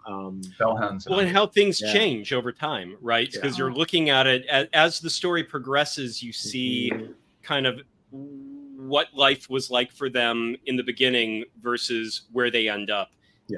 Which I feel like it's a celebration. There's some tragedy to it in a sense, you know, there's some sadness to it, but it's done in this way. And I feel like this is true. We're going to go through these stories here in just a minute, but the anthology as a whole, like it really is more of a celebration of things, even when it has commentary about the struggles and the tragedies that are about these topics as well. It just has this uplifting quality to every single story, like has this element to it where it's just that's going to play a big part into the pairings when we get there as well, because there is definitely a spirit to all these stories. There's an uptick. That's true. Connected. There's a connection between them. Yeah. I don't know. I felt a spirit to that one. There was one line at least in there that when I was writing it, I swear I heard it in my head and like I got goosebumps. And did you write this one? Yeah. Yes. Oh my God, that's crazy! I didn't even see. Go back. Oh where'd we go? It's okay. We'll be back. I didn't even see. Oh, that's hilarious! Wow. Jayel actually has been wanting to write this comic for several years. Well, I had it pretty much written, and I just was like, when am I going to do it? Or am I going to get someone to do it? And then, I don't know, I was reading Commander Rao, which is by Hound, written and illustrated by Hound. And I was reading it for like, I don't know, the third time or something. And I was like, I need freaking Hound to illustrate this. Yeah. And, you know, I wrote to her and she was like, I'm really booked. I was like, all right. She was like, you know, here's my script just in case you want to take a look at it, you know, and she read it and she was like, I'm in. I was like, that's cool. Yes. You know, like and her work is phenomenal. Right. Yeah. That's so cool. Really got good job. Yes. And then we get to Alex Pomorski's Cretaceous UFO, which is definitely one of the funnest of the bunch. Oh my god, so cute! It's so cute. It's so good. I do, I love the cross-eyed dragon baby too, right? Like you just look at the that googly-eyed dragon baby, and it's just like Right, I want to make that face that the alien is making into one of those like breathing heavily gifs, where it's just vibrating. Confusion intensifies. Yes, right. That's such and then we have one of the darker kind of, again, it's kind of an uplifting heroic tale, but of course Br'er Rabbit in the Jazz Age presents Bamboozled by Kyle Lawrence and Zilson Costa, and this is about the KKK, so go in knowing that. But it is also about kind of a pulp hero going against the KKK. And this one, nice use of the Br'er of the brother rabbit kind of construct. Yes. So Kyle Lawrence, we've actually worked with him a few times over the course of our 13 anthologies, and Br'er Rabbit, this is a character that he's been working on for a little while, and he actually just recently kickstarted the first issue of this ongoing series, where Br'er Rabbit is not exactly a superhero, like a costumed vigilante. He's a terrestrial hero, we call them. He's a terrestrial hero. Yes, a terrestrial hero. I like that. And he's, taking on the KKK in the post-Civil War Jim Crow South. And so we got this lovely comic out of it. The artwork is phenomenal, and I love the storytelling as well. Yes. Yeah, that's fun for sure. The storytelling, I love the structure of it. I think it's not what you expect to go into the story, and the fact that it sticks to the KKK members. Like everything that goes on around it, you're really following them as they're experiencing what's about to happen. That's all I'm going to say. But it's a really fun story, and the structure is not what you expect, and it works. Yeah, and it makes it really hard to talk about this comic. Yeah, yes, you don't want to spoil it. Well, but it follows the adventures of some KKK men. Ooh, no, that's not right, exactly. And then the log line is terrible because of that. Follow the KKK as they try and escape. Yeah, exactly. Do you like the KKK? Well, I got the comic for you. No. And then, so that's a joke, guys. It is not actually about the KKK. It's about a character who interacts with the KKK, and the theme is the sort of Jim Crow South and the socio-political context therein. Perfect. So perfect. See, I couldn't think of how to say that as well. Thank you. Yeah, now you've got the pitch. And then we get to Strange Pair, Healthy Habits by Technicolourful, and Shadowind, if you're still with the Shadowind. Shadowind, or at least you were. And this one, I gotta say, I think this is the one that I was most intrigued by. It was this is right up Dave's alley, 100%. Awesome. It's so odd in all the right ways. Yeah. And he's a cat guy. It's odd in way. I'm a cat guy, but also like, okay, one thing is Strange Pair, and this is not the one and only story of Strange Pair so far, right? Because I felt like it kept alluding to things that I was like, okay, this can't be a one-off. Like, I feel like I'm coming a little bit into the middle of something. I love it, but I feel like I'm missing some context on some things. Kind of that in medias res, like it does feel like medias res, yeah, for sure. There will be more, but more hasn't been published yet. Oh, interesting. Okay, so this was the first. Yep. Okay. There's been a lot of world building going on behind the scenes of this world, and this is the first part of it that has been published. Okay, gotcha. Yeah, I can't wait for that, because this one it's definitely the one I thought about the most afterwards. And some of that might have to do with how I wanted more, but there wasn't more yet. Yeah. And so I was just sort of like, what was that comic? I think it's actually a very good tactic in terms of storytelling. Yes. That idea I'm all in. I'm like, really I want well, to know more. particularly with this kind of storytelling, which is dark and moody. I think that these two characters that we see throughout are really well developed. So their interaction, these two down here, folks, it really draws you in. You want to know more about what's going on because you're hooked by the characters themselves. Yes. Yes. Totally. Well, and the blending of the cutesiness with the violence, and then which is a big that one part panel of that the you're on theme. right now is so Yeah. exactly what you're talking about, right? Exactly. This cute little kitten just being like, life is not disposable. Like, The fact that the cat, he hears the cat is just hilarious.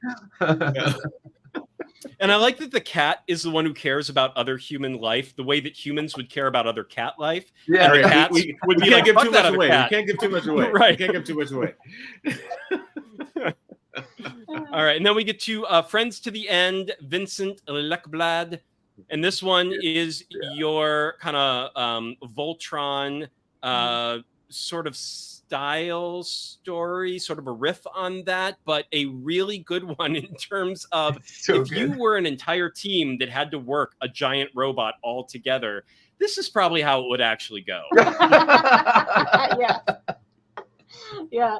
This one came to us like fully formed. It was complete when it was submitted to us. Nice. And I was just like, and I was like, oh man, that goes right with our cover and with our intro comic, yeah? which like, Oh, that's cool. Yeah. Intro comic I had how long ago? I think before our last anthology. yeah, it was a while ago.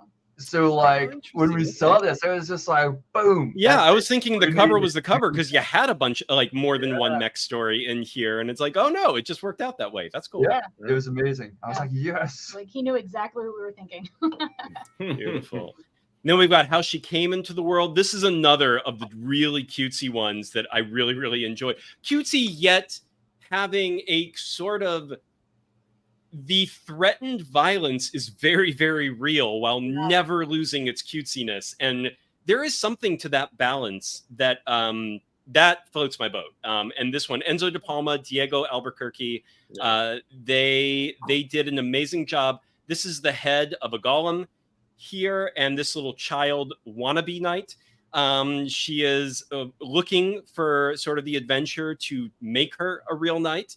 And this golem head is going to kind of lead her on that. But this is also a great story about kind of learning about the world, right? When you are that young and you are that, you know, you really want to leave your mark, but there's a lot to the world you're going out to and wanting to be this heroic, brave knight figure within. And it's like, it's not just about doing the heroic deed. It's about knowing how to do a heroic deed, right? Yeah. I was like, back when I was a young golem, at least I thought I was young, but that's just because I'd been in pieces for a while. Right. Yep. Yeah, this story came to us as a script, and I couldn't stop thinking about it. You know, Nice. I couldn't wait to see the art, and it came together really beautifully. I think that this team, Enzo de Palma and Diego Albuquerque, are going places. I agree. The story's really, really well. Not only is it well drafted art-wise, but like you said, the script is something where it's like it is one of the, you dwell on this story long after the fact. It's not just that was fun, I loved reading it, but I'm there isn't that much to digest afterwards. And this one is a lot of digestion afterwards. Yeah, this is like a whole kids movie in an 8-page comic. I mean, it's all there. Yes.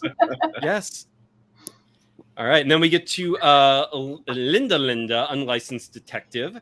So Charley there's Macorn. been a few of. We've done a couple Lindas already. Yeah. This is another one that felt like the world was more developed than just this one comic. But I did really. This was. I love how it ends. Without saying how it ends, I do love the final bits on this one. So our friend Charley, who's the writer of Lynda, is actually local to where we live in Montana, in Missoula. Okay. And we've been working on comics with them for a while. And years ago, I want to say it was 4 or 5 years ago, maybe, Charley decided to start working into every conversation that they had horse fights, like idioms, like for whom the horse fights, just pretending that that's what it actually has always been. You can lead a horse to water, but you can't make it fight. Yeah, that kind of thing. And just repeating it over All right, and over. that guy's going to end up a character in one of my scripts. I'm just saying right now. That's hilarious. That's great. Until eventually it becomes something that, you know, is worked into the zeitgeist. And I think that we're getting pretty far along. It's working. It's getting there. Nice. That's hilarious. All right, and then we've got oh-nesh-ee verse cohorts. So this is Jayel Draco, Lynsey G, and Mikel Abstracto. Michael. It is Michael, not Mikel. Okay. Michael Abstracto. Michael Abstracto. And I think Abstracto is still here, or at least was not so long ago. Michael is the one who is saying that he's made it out of like 73%. Yep. Oh yes. Miracle Whip. Yes. If you're still, yep. You might still be here. We've got 7 people left from. Still here. Awesome. Hey. So this comic is a mashup of several of our comics coming together. And we're just playing around with what would happen when they get together, more or less, with some truly adorable drawings. And so at some point we decided that the universe that the comic book series Pack takes place in, as well as Tracy Queen, is kind of our like baseline universe. Like that's where our oh-nesh-ee stuff mostly takes place. And so we have characters Pack and Tracy Queen and Rita LaFleur, who's actually also a character in Bettie, May, and Suzie, Joon, are all in this comic. Also, the character Elle, who's a journalist, she appears in a bunch of our comics. So this is just a little bit of a mashup of cohorts. Yeah. Cool. Gotcha. I love his raccoon. His or her. His raccoon, yeah. Yeah. Raccoon is... Nicola the raccoon is basically my character in the oh-nesh-ee universe. He's my little avatar. If Lynsey had a coke habit and was an electrical engineer. And a raccoon. Oh, there's still I am time. also hidden in the comic. Hey. Just thought the character made of Miracle Whip. And yes, look for that. Then we have Minnesota Gothic, speaking of Minnesota, by Peter Taylor. And this one, I mean, look at that art. Yeah, I know. The art is incredible. Great pencil on this guy. Yes. Absolutely. We actually talked about like maybe having it colored. And in the end decided not to for a variety of reasons. But like the more I look at the black and white, the more I'm glad that we didn't. I think because the line work is so fine, coloring is probably going to lose some of that. Yeah. I normally would prefer things colored. I am a like. Well, that's good to hear, JL. Well, I guess like I have like really high color acuity, so like, and I have poor vision. So for me, like when things are colored, I can see them better because I can see the color contrast more than I can see the actual lines. But there's so much line work in here that it almost becomes shading, and like it's clear enough for me to make out, even though the lines are so fine, just because it's structured so well. It's curious you say that, because a lot of the stuff I respond to in terms of grayscale or black and white, simple line work, particularly like Chiaroscuro from Troy Little, which is one of my favorite graphic novels. He does such a great job with just the black and white of giving you the sense of color and dynamic just with, black and white. And when it's done well, as it is done in this piece, Minnesota Gothic, you don't need the color. I think the color detracts from it sometimes. So, well, this piece has a very distinct fantasy feel to it, and it is kind of similar to like it reminded me of a lot of like the black and white Conan magazines from like the the late 80s into the 90s and whatnot, and it was, which also like never needed color, and you never thought they did because it was just so of a piece and just worked so beautifully in that. So I really love this comic. It starts out real weird, and you think it's one way, and it's not that way in the end. That's as much as I'm going to say. Yep. Everyone read it. It's we can't. It's not a very long comic, so we really can't say that much about it. Yeah. All right, and then we've got Jade Tremba's "Love the Way You Dub" by Jade Tremba and KHLOARIS+Shaking Bad, and Very this cute. one is basically your poem or like lyrics in comic form. It is actually lyrics to a song by Jade Tremba. Oh, okay. There you go. Yeah. And so they were like, we love this so much, we want to make a comic out of it. Oh, that's cool. And Jade was like, okay, like duh, you know, like. Oh, that's cool. Yeah, It's a really fun song. You can find it like pretty much anywhere. Cool. And I'll have to look that up. Yeah. Yeah, and it really works for Cohorts because it's a team up of 2 different artistic groups all working together with a song maker to make this comic happen. So it really just fit right in there. And it's so weird and trippy and beautiful and just so much fun. We're really glad that we got this in the collection. Sweet. That's cool. Yeah, it's a lot of fun. It is a lot of fun. I also like the color scale, the palette. Yeah, the colors are great. It's got this very like it's like almost like Miami candy rave Miami vibe. Candy rave Miami, right? It's like a very rave modern version of psychedelia, it's right? Core. It's something definitely. core. There's something core. It's what is the phrase the kids are using? Something core. Oh, everything's core these days. I don't know. It's something core, but it is it's very poppy. It's very bubble gum. It's acid core. Acid core, maybe. It's tasty. It's very tasty. Tasty, yeah. Great music. Yep. Cornerstone of great music, great dancing, and epic comics. Yeah. There you go. Then we get Bigger World, a Hawaii story by James Quillian and Roger Targansky. Yeah. And this is, go ahead. This is an epic superhero team-up comic that also has like family values. it's pretty wild. We saw if there's such a thing as like a sitcom that happens to be like it's part sitcom, part superhero, like 1 hour non-comedic series kind of a thing. It's like a interesting, really good blend of those two things. It's got WandaVision vibes. yeah. There you go. Yeah, and so we had the script for a while. We were in touch with James Quillen for a while about wanting to put this together. And then when we finally got the art, it just was like, it's amazing. And James actually applied to our last anthology, and his last application for various reasons just didn't make the cut. I mean, it's so hard for us to, everything's got to down. Yeah. And we were like, but we love it, and we really hope you apply for the next one. And and he submitted again, and we were like, yes, this fits, do it, and nothing about his last submission wasn't good. It just didn't fit the anthology perfectly. So but yeah, we were really stoked that he resubmitted, and it's amazing. So yeah, the team up between writer and artist here really worked. Yes. Oh, it absolutely does. Absolutely. And John W., thank you for joining us. Hi. Late comer to the show. And Abstracto, very ketchup on mac and cheese core. So and Dallas buries his I will face. fight you on spite.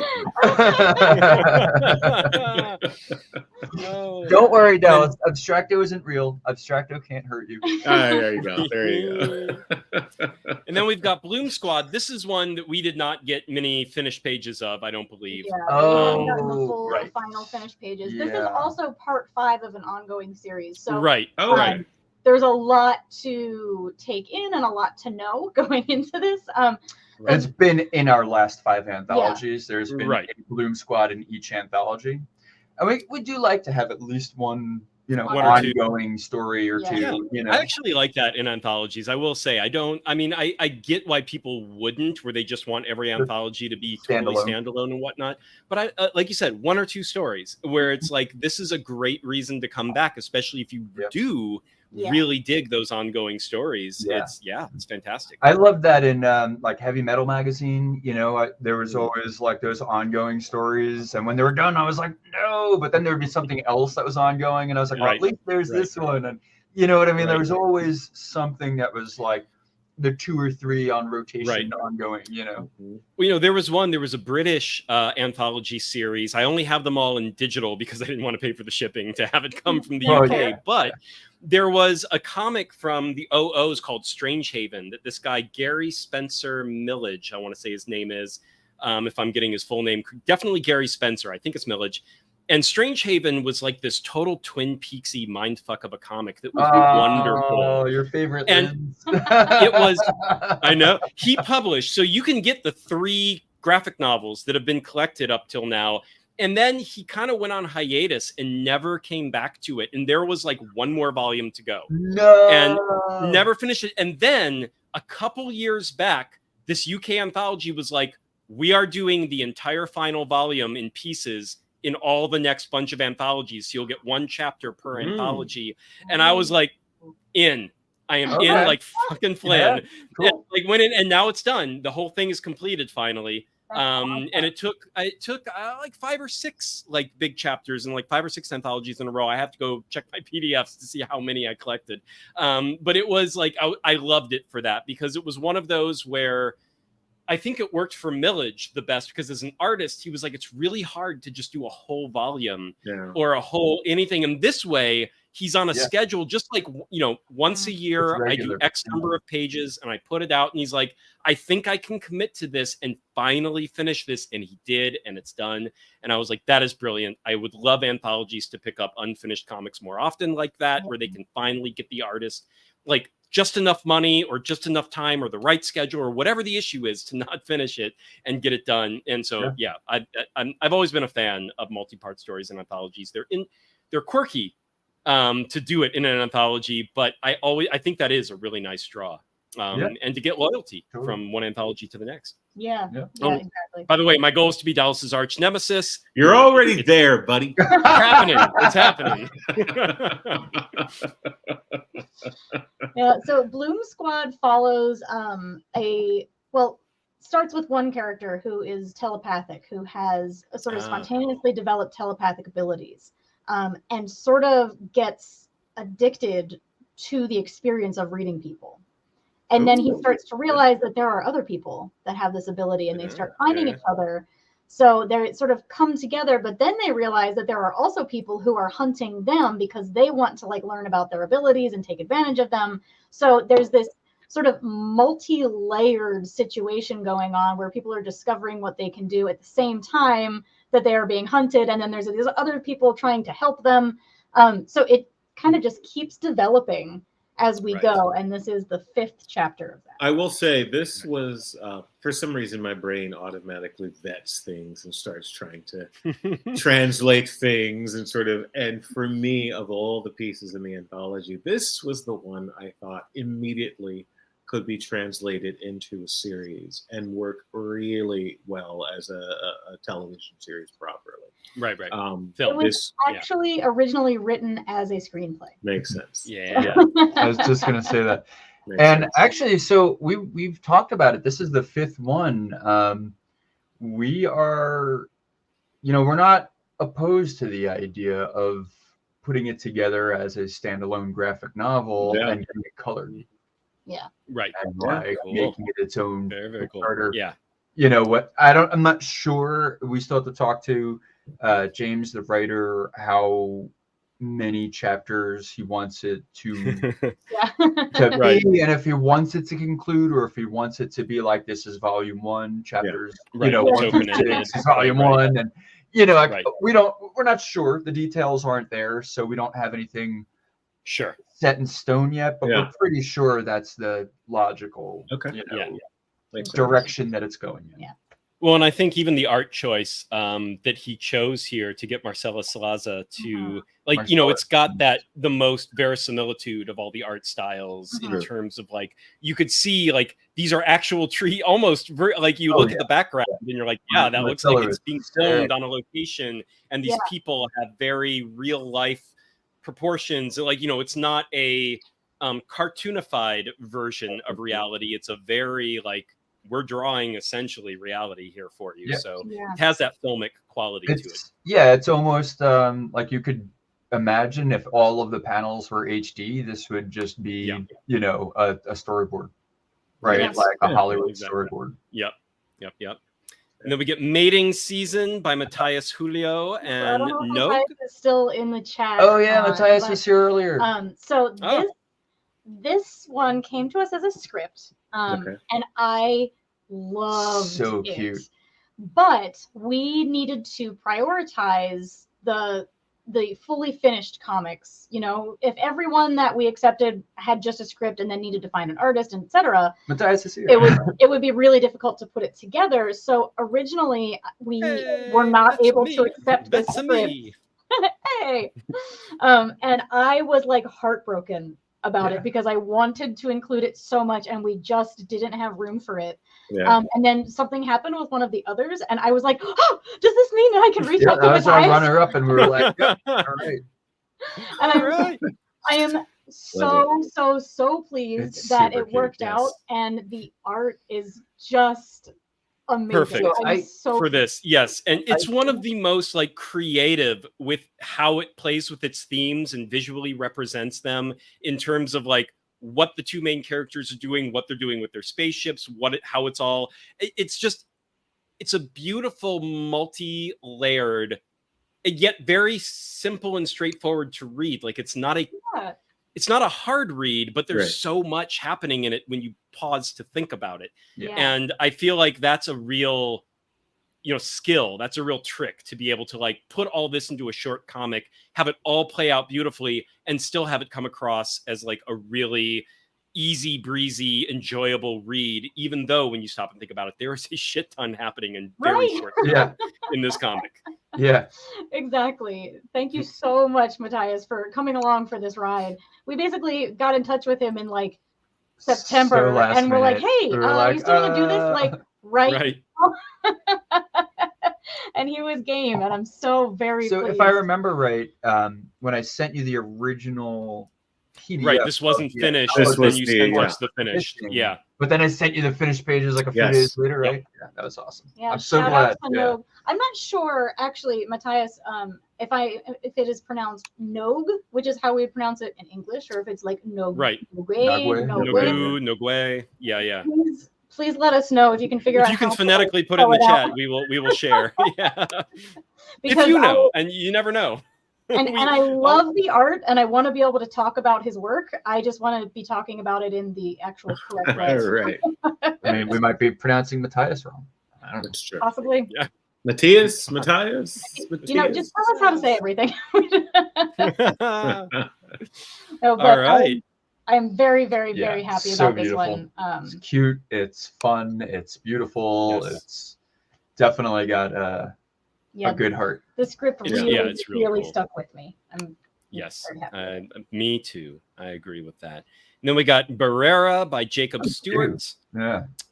Love the pencil on this guy. Love the pencils on the pencil work on this. Yeah, it's definitely got like, for me, one of the things that I liked a lot about it was it reminded me of like almost like a Battle Angel Alita. I don't know if any of you ever read the comics back in the day. Oh yeah. I know they made a movie that like I think the movie's really good, honestly. I like the movie. I've read all of the original Battle Angel Alita. I haven't read the Last Order, all like, the new stuff. I haven't I read all the old the original artists came back. Yeah, same here. Oh, Matthias says no gay, I think. What? No. Sorry. No gay, I think. Okay. So we'll go with no. No gay. Unless no gay him or herself, that's another question. Ever or themselves corrects any of us. Yeah. And then the correct pronunciation is ketchup goes on eggs. You're welcome. Abstracto. Thank you. Watch it, buddy. Watch it, buddy. Nice. So Br'er, which we have up right now, is I would say it's probably one of the most haunting of the stories in the anthology. It's very sort of sparse, but really packs a lot of emotional impact and also packs an enormous amount of world building into a very short, very spare comic. Yes. To me, it kind of gives like an NPC in Blade Runner. Like somebody who has nothing to do with the actual action of the story, but just living their life. One of the pleasure models. Yeah, it's really beautiful. We also did we do creator interviews with as many of the creators as we can get to do it on our blog. And we just did a interview with Jacob Stewart recently, and he had a lot of really interesting stuff to say. So highly recommend that if anyone feels like reading more than the comic. Awesome. Yeah. All right. So then we go Help Me Bubba by Seth Tamarkin and Deka. Right, the ninja and the Nazi. Yes, which is our second, count them, 2 anti-KKK, blatantly, extremely anti-racist. What's his name? Ninju is a Jewish ninja who is about to basically take a Nazi sympathizer into custody when they are both captured by the KKK. Yes. So these 2 literal mortal enemies must work together to escape being hanged by the KKK. So it's the least likely team up to ever happen. And yet, lest you think that in the end the Nazi sympathizer is a good guy, he is not. Right. And well, when the KKK first appears, the Nazis like, "Hey, I love you guys. Let's work together." Right. Yeah. You know, and the KKK is like, "Oh, you a kraut." Yeah, you're a kraut. One of the greatest joys of this comic is getting to make fun of the KKK and Nazis at the same time. It's truly adorable. Right. And just that panel, that bottom right panel right there, that's good. So much. It's just so good. Yes. The boots coming literally being punched out of their boots. Him right out of his boots. Yes. And I do love the old adage, the enemy of my enemy is my friend, has never, ever been truer than in this superhero escapade. A Jewish person and a Nazi teaming up is like, against the KKK. I mean, that is... Yeah. That took some imagination and wanting to go there. But it's great. Yeah, that was a bold move. Very bold, and we are just so pleased to have 2 anti-KKK comics in one. Absolutely, that's true. And the best part is, we didn't ask for that. We didn't say, "Hey, by the way, we hate the KKK." People were just like, "I think I get your vibe." That's just our vibe. I was going to say, thankfully, people are like, I'm pretty sure this goes under your guys' umbrella. That's a good thing for people to be assuming. I think you're doing it right if that's what people are coming to you with. Yes. Yeah. All right. So then we got How to Court a Lady with Abby and Cassandra by Vex Vixen. This is an absolutely wonderful one. This is your almost like Sunday funnies kind of comic. Yeah. But with 2 lesbian ladies here who then see another really hot lady and fight over who's going to get the right to ask her out. It's the Get the Girl poem. Yes. Yeah. So much fun. It totally has this like Hanna-Barbera vibe, Yes. Flintstones. I thought the Flintstones through a lot of the structure of the panels, like how this artist laid everything out. I'm trying to remember the Vex. Oh, it is Vex Vixen, same writer, same artist. Okay, great. Yeah. So how we just did an interview with Vex that was really fun. So recommend that as well. She's very funny. Very cool. As you can tell from this comic. Yes. Yeah, this is. This is even like sort of like this lady was made me feel very like Barney Rubble, and then the other lady like very like she's the taller lady's like more the leader type, and so very like Fred Flintstone. George Jetson and Fred Flintstone. Yeah, okay. Yeah. Absolutely. Yeah. Absolutely. As lesbians, absolutely. Yeah. That's basically saying like she loves the Abbott and Costello style, like kind of awkward, weird, Three Stooges style humor. Yeah. Odd couple pairing, doing that very often. So she decided that we needed some lesbian shenanigans in our lives. Good job. Yeah. And I agree. Absolutely. I'm into it. And I will say this is in terms of cinematic possibility. This was like number 2 for me. I would love to see this sitcom. Yeah, and the characters are so funny too. Like they really have that like we're best friends and we do everything together, including. But we also compete relentlessly. Right. Exactly. As best friends should, when it's appropriate. Absolutely. Yeah. Absolutely. Yes. Keep each other on their toes. That's right. Absolutely. Then we've got Children of Gaia Cohorts by Jayel Tess Langston, Shadowind once again, and Cardinal Ray. Yeah. So Tess Langston is Shadowcast Studios. So those are our 2 shadows there, and then Cardinal Ray is also a shadow. Cardinal Ray is actually a pretty big deal writer, and I will not betray her true identity, but I've been friends with her for many, many years, and she's done a lot of my lettering. And so for, you know, it's just part of our thing. Like, I work on her website. She does lettering for me, but like, Yeah. I'm certain you've read stuff Absolutely. from big name companies that she's written, and I'm leaving it at that. All right. It's awesome. All right. I love her. We've worked together. We've been friends for 20 years, you know, maybe not 20, but a freaking long time, you know? Yes. And so this comic it's a self-contained 8-page short story within the Children of Gaia series. And there's a lot of different angles that we can show about the Children of Gaia story. And so every time we do an 8-pager from Children of Gaia, we try to do it from a different angle, a different you know, archetype or class or type of character in a different part of the world, in a different part of this war, in a different part of the series. And we're actually going to be doing a Children of Gaia anthology at some point that'll include all of the Children of Gaia comics that we've done, as well as some that will be exclusive to that anthology. Very nice. We have 2 books out from Children of Gaia right now. We're working on a third. Shadowwind's working on that with us, along with 4 other people. And Children of Gaia is like, it's our high fantasy, but also some sci-fi series. And it's definitely sci-fi. I mean, there's ancient robots and, you know, space satellites. This comic is really fun because it just goes really hard in the fantasy direction and just gets to and it's action. Like, this page, the first page, is the least amount of action. So don't be fooled. It is like just wham bam action the whole way through. Gotcha. And it's super fun to see these like little tiny pixies just kicking ass and getting their asses kicked and continuing. I was gonna say they're all holding weapons and whatnot over here, so I'm like, well, something's about to happen. Yeah, it's a really fun story, and the art is coming out beautifully. Shadowind and Shadowcast, they're doing just amazing jobs. I'm so stoked with it. Sweet. Amazing. That's it. All right.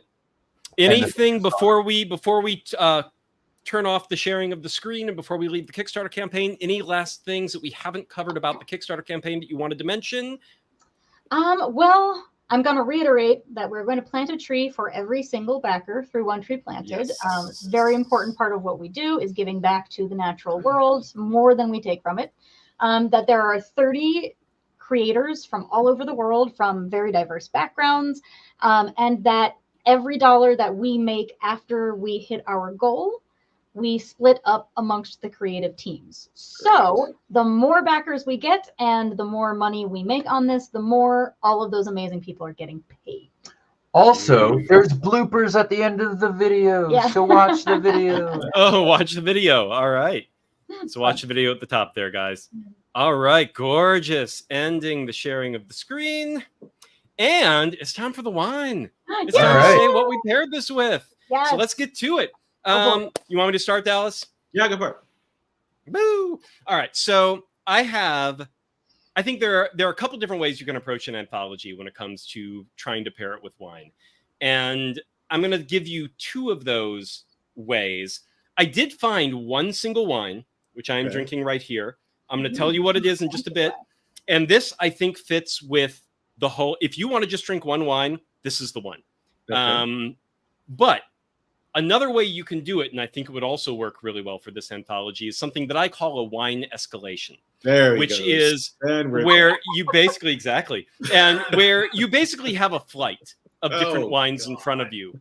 And you can go, and so depending on the story, you can switch. You don't just have to go in one direction, because unlike a story where you sort of just have a single bit of rising action, at which point you might want to switch what you're drinking as you get to more intense stuff or more violent stuff or what have you. You know, each story can be its own little thing, and so you can jump back to what you were drinking before or jump forward or what have you. For this anthology, if you were going to do a wine escalation, as mentioned before, this is an anthology, to me at least, when I read it, it's got a spirit to it that is, it kind of has a flavor that all these stories, it never gets too dark. It never gets too, there's nothing, you know, even if there are things like the KKK and Nazis. And, you know, certain things where it's like, okay, well, that's not light subject matter exactly. It treats it in a very lighthearted way. There is a lightheartedness to this whole anthology. There's just a joy to it. And there's just like, it's more of a celebration of things than it is a commentary. Sorry, wine scalation sounds like getting very drunk exponentially. Very tiny, a plate of very tiny wine glasses. Yes, or you sip, pinkies out, sip, no chugging. All right, so I'm going to miss Dallas the most. Yes, I know. Parting is such sweet sorrow when we are done with this. As you should. I'm a treasure. As you should. As you should. Dallas, you have gone back into his good graces just a tiny bit with that statement. Still enemies, but now maybe frenemies. That's right. Cohorts. So this is, and you know, so this has a joy to it. This has a celebratory quality to it. That it's just a feel-good anthology. I mean, there's no getting around that. So this anthology, like I sipped a few like kind of deep, dark, brooding reds, like your heavier wines, and I would not go there. I don't think. I would not go that far. I wouldn't go with your big, heavy Napa cabs. I wouldn't go with your, you know, the kind of wines that need like 10 years of cellaring before they're really approachable or any shit like that. It's like, no. You need shit that it is like this. Buy it, drink now, and enjoy life, because that is what this is about. And so all right. I would go, if you're going to do an escalation, I'm just going to go with, let's say 3. If you want to do 4 or 5, you do you. But if you're just going to do kind of 3 to kind of show you the different points on it, I think you need 1, a sparkling wine, no question whatsoever. You need something that is going to be that, like, this is what celebration is about when it comes to wine. All right. You are talking about champagne, or even honestly going for something that's probably going to be more affordable and is, to me, even more like champagne is a little austere. Even though it is what is defined as a very celebratory style, it's very dry, it's very minerally. You get a lot of like yeasty baked bread flavors and not a whole hell of a lot else. It's a very austere kind of sparkling wine. I would go with a sparkling rosé. I think that is where what you want to do. That's what I've been drinking. Also, so like an Asti, yes, if you're going to go with a white, go with an Asti, Moscato d'Asti. I think that would work really well. Prosecco is going to be usually your slightly more austere Italian style. Cava, if you're going to go Spanish sparkling. But I think the rosé sparkling, because you're going to get, it usually comes out, you get a little more fruitiness with it because you've got that little bit of the grape skins in there. You get a little more like strawberry, watermelon flavors that come in there to go along with that austerity of most sparkling wines. I would not go for specifically a sweet rosé sparkling. They do make those. They're out there. I would lean away from the ones that are semi-sweet, that actually have literal sugar left in the wine, and go with the ones that are dry for me and my palate. But I think even a semi-sweet sparkling rosé, if that is where your palate takes you, would still fit this. If you're just enjoying life by drinking that thing, that is your sparkling celebratory. This is where I start.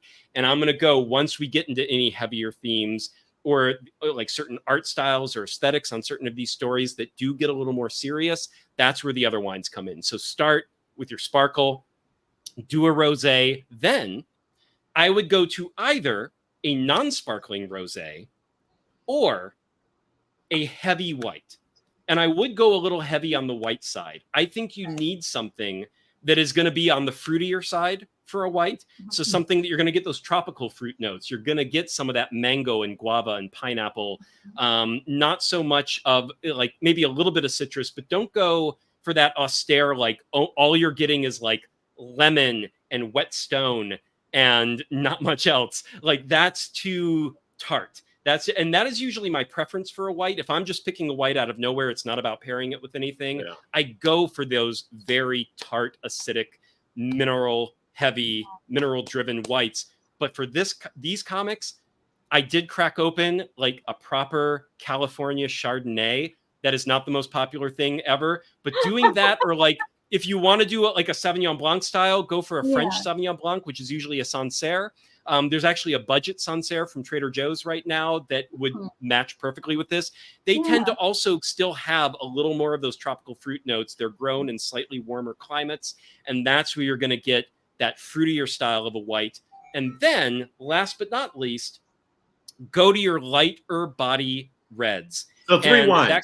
3 wine. Absolutely not. Yeah. No. We're not. It's an escalation. You gotta have an escalation. This is the sort of issue Dave and I run into all the time. Is he loves on a Mad Dog 2020? Just do it. Yes, do you? He loves a spectrum. He's like, I get. I do love a spectrum. It's an anthology. Now, there's a It's couple different. Now, anthology. I will say, yes, and the light-bodied red. I do think this red I'm about to talk about, even though it's darker in color, it is lighter. I'm going to talk about this in just a minute. This would work as your red, or do something like a Beaujolais, because that is going to be, you can chill. You can even like refrigerate a Beaujolais for a red. It is gorgeous with the chill on it. That is the kind of like porch sipper red. That is, again, it's heavier, it's a little denser, but you are still effing enjoying life. This is not heavy contemplation time. This is not, I am reading Sartre. This is still, I want to be sipping this like lemonade and just having a great time. The one wine that I will say that I found that was sort of a done in one, because I could drink this with every single story in the anthology, and I think really works really, really well. And thematically, it works well on its own too, which I'll get to here in a minute. But this is a Portuguese red blend. And Portugal, especially the blends, the red blends from Portugal, not only are they some of the best bang for your buck right now for what gets imported from overseas, like they are not expensive at all, and they are delicious for the price you are paying for them. This one in particular is a Vina da Fonte Reserva. This is from Trader Joe's, $7.99 a bottle. Nice. All right. Nice. And it is a blend of 5 grapes, 2 of them native to Portugal and 3 from France. So you've got a nice little medley from different countries. You've got the native grapes from Portugal are Touriga Nacional, which is the national grape of Portugal. And then this grape called Castelao, which is an indigenous grape from Portugal. You never hear about it much. 1/4 of this blend is Castelao, though. And it's usually used in port when they make it coming out of Portugal, but you don't see it in a dry wine very often. And then it additionally has Cabernet Sauvignon, Syrah, and Alicante Bouschet, which are all French varietals that you'll find in the blend. So it's got that nice like kind of international medley going on for it.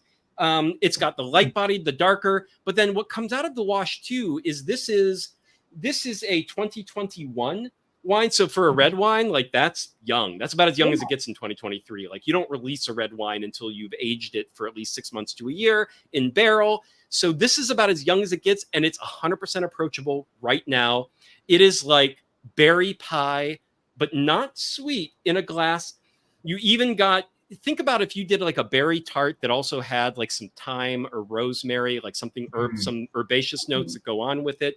And it's got this fresh, nice acidity that just keeps it lively and bright. It never gets heavy. It never drags you down. It's not the kind of thing that after one glass, you're like, oh, okay, that was delicious, but that is enough for one night. I could drink the whole bottle.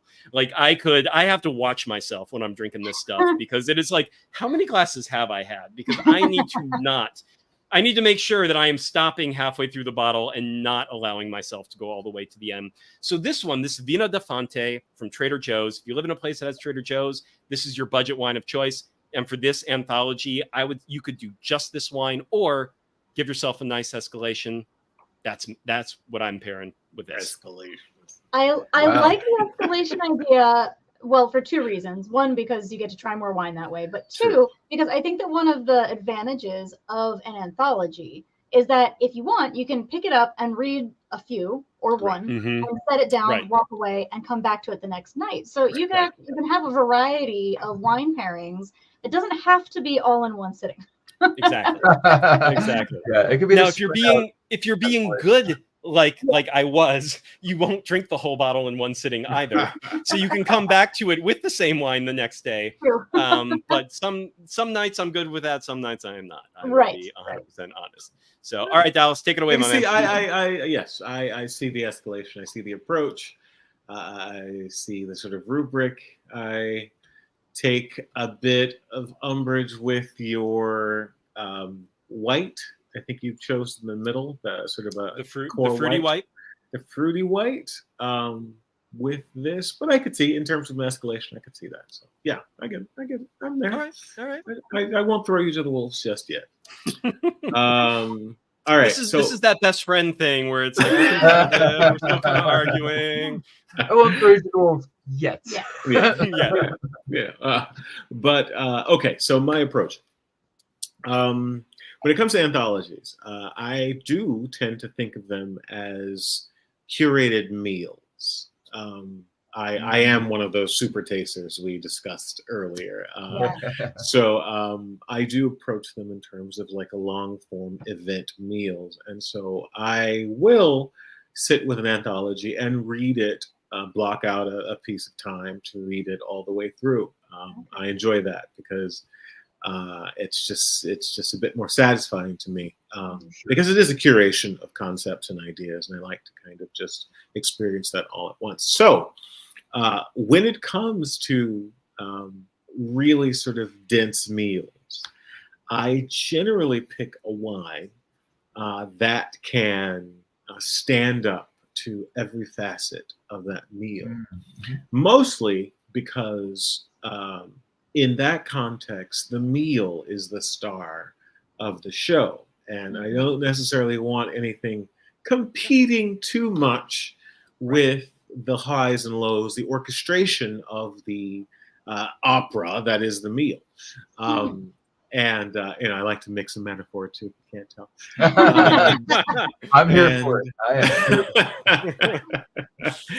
And with that in mind, I decided I would go to a class of wines that I generally am not a fan of on their own. But when it comes to the sort of class of wine I was just speaking about, that wine that can stand up in a broad sort of against a broad spectrum of notes and pair this wine with all the metaphors. You're welcome. I went with a Tuscan, of course. It is. Say, of course, he loves his Tuscans. It is. Well, I love sometimes. It is an appellation within Tuscany, of course. It is the classic version of this particular grade of wine. Is generally its sort of jewel. The other classifications and sort of treatments aren't as highly prized and experienced as this one. I went with the Chianti. And the Chiantis are generally, you'll see them referenced in old Italian red and white checker restaurants with, they usually put a candle in the bottle as a centerpiece after it's done. It's yes. Yeah. Okay. Silence of the Lambs, right? Yes. And anytime you've seen an Italian restaurant candle lit with a bottle in the table with a candle that's in the center, it's generally a bottle of table wine Chianti. That's how it's treated. But Chianti has a full spectrum. They've got the your everyday superiori, reserva, the classicos, the reserves, and when it comes to standing up to food, you almost can't beat it. It really does complement rich food really well. So I went. That's the Silence of the Lambs. Right? And I will say it complements a wide variety. It's not just, like it does rich foods, but even when you've got your gentler, so like Chianti is a gentle red wine. It's like for a wine that is deep in color, like it is, it always comes across on the palate like it's not powerful. It's not a punch you in the mouth kind of wine. And so it blends with lighter fare, with it complements virtually everything that hits your palate within the course of a good meal. And like Dave said, it complements, muted notes, muted flavors. It complements really acute flavors. It just does it. It's primarily the Sangiovese grape. This one in particular, so as you eat, as you enjoy whatever the meal is, and for me the meal again was this anthology, you get everything. You get the sweet, you get the lighthearted, you get the acidic, you get all the stuff in this anthology. You guys do a great job, and also like Dave said, virtually every piece is kind of ended on an uptick where things aren't too dire or too dour, and it's pleasant in a weird way, even with all the craziness you sort of weave into the anthology. The wine itself, in terms of its boldness, it's not very strong in terms of any particular notes. The tannins they're mid-tannic, not very fine, not very coarse. It is pretty dry.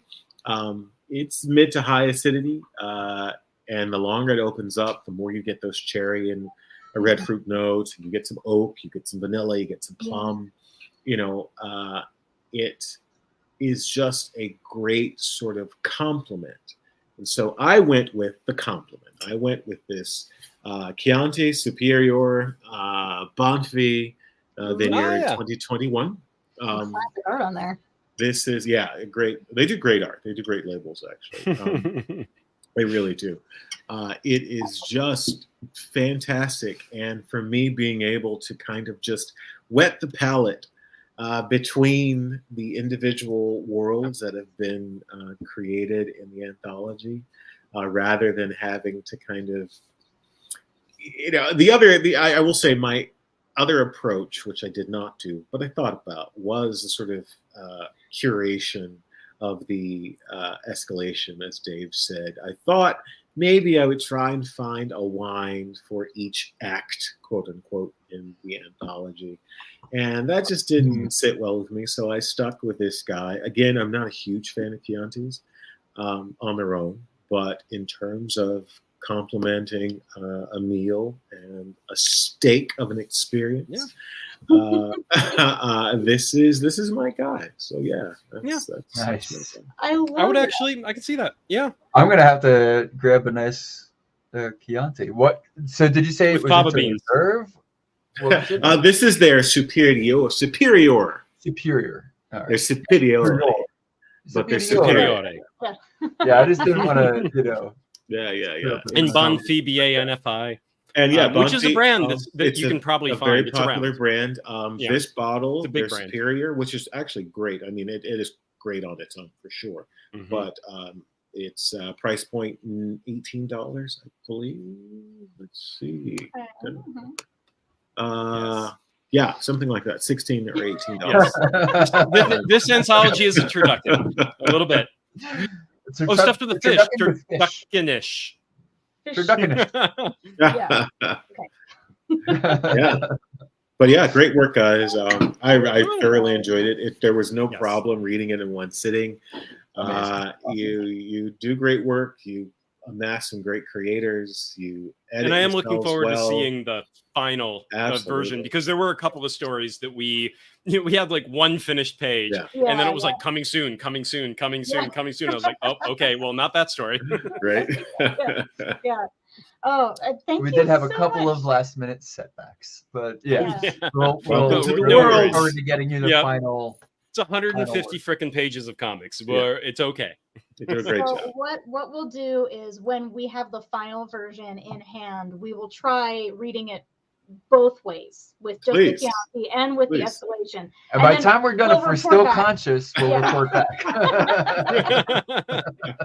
Please do. We will update everyone in our Substack, whatever you say, one way or the other. But okay, so we always ask our guests also to bring on a comic that they are loving, that they want to spotlight, and pair it with a beverage of their choice. So whichever one of you would like to go first, take it away. All right. Okay.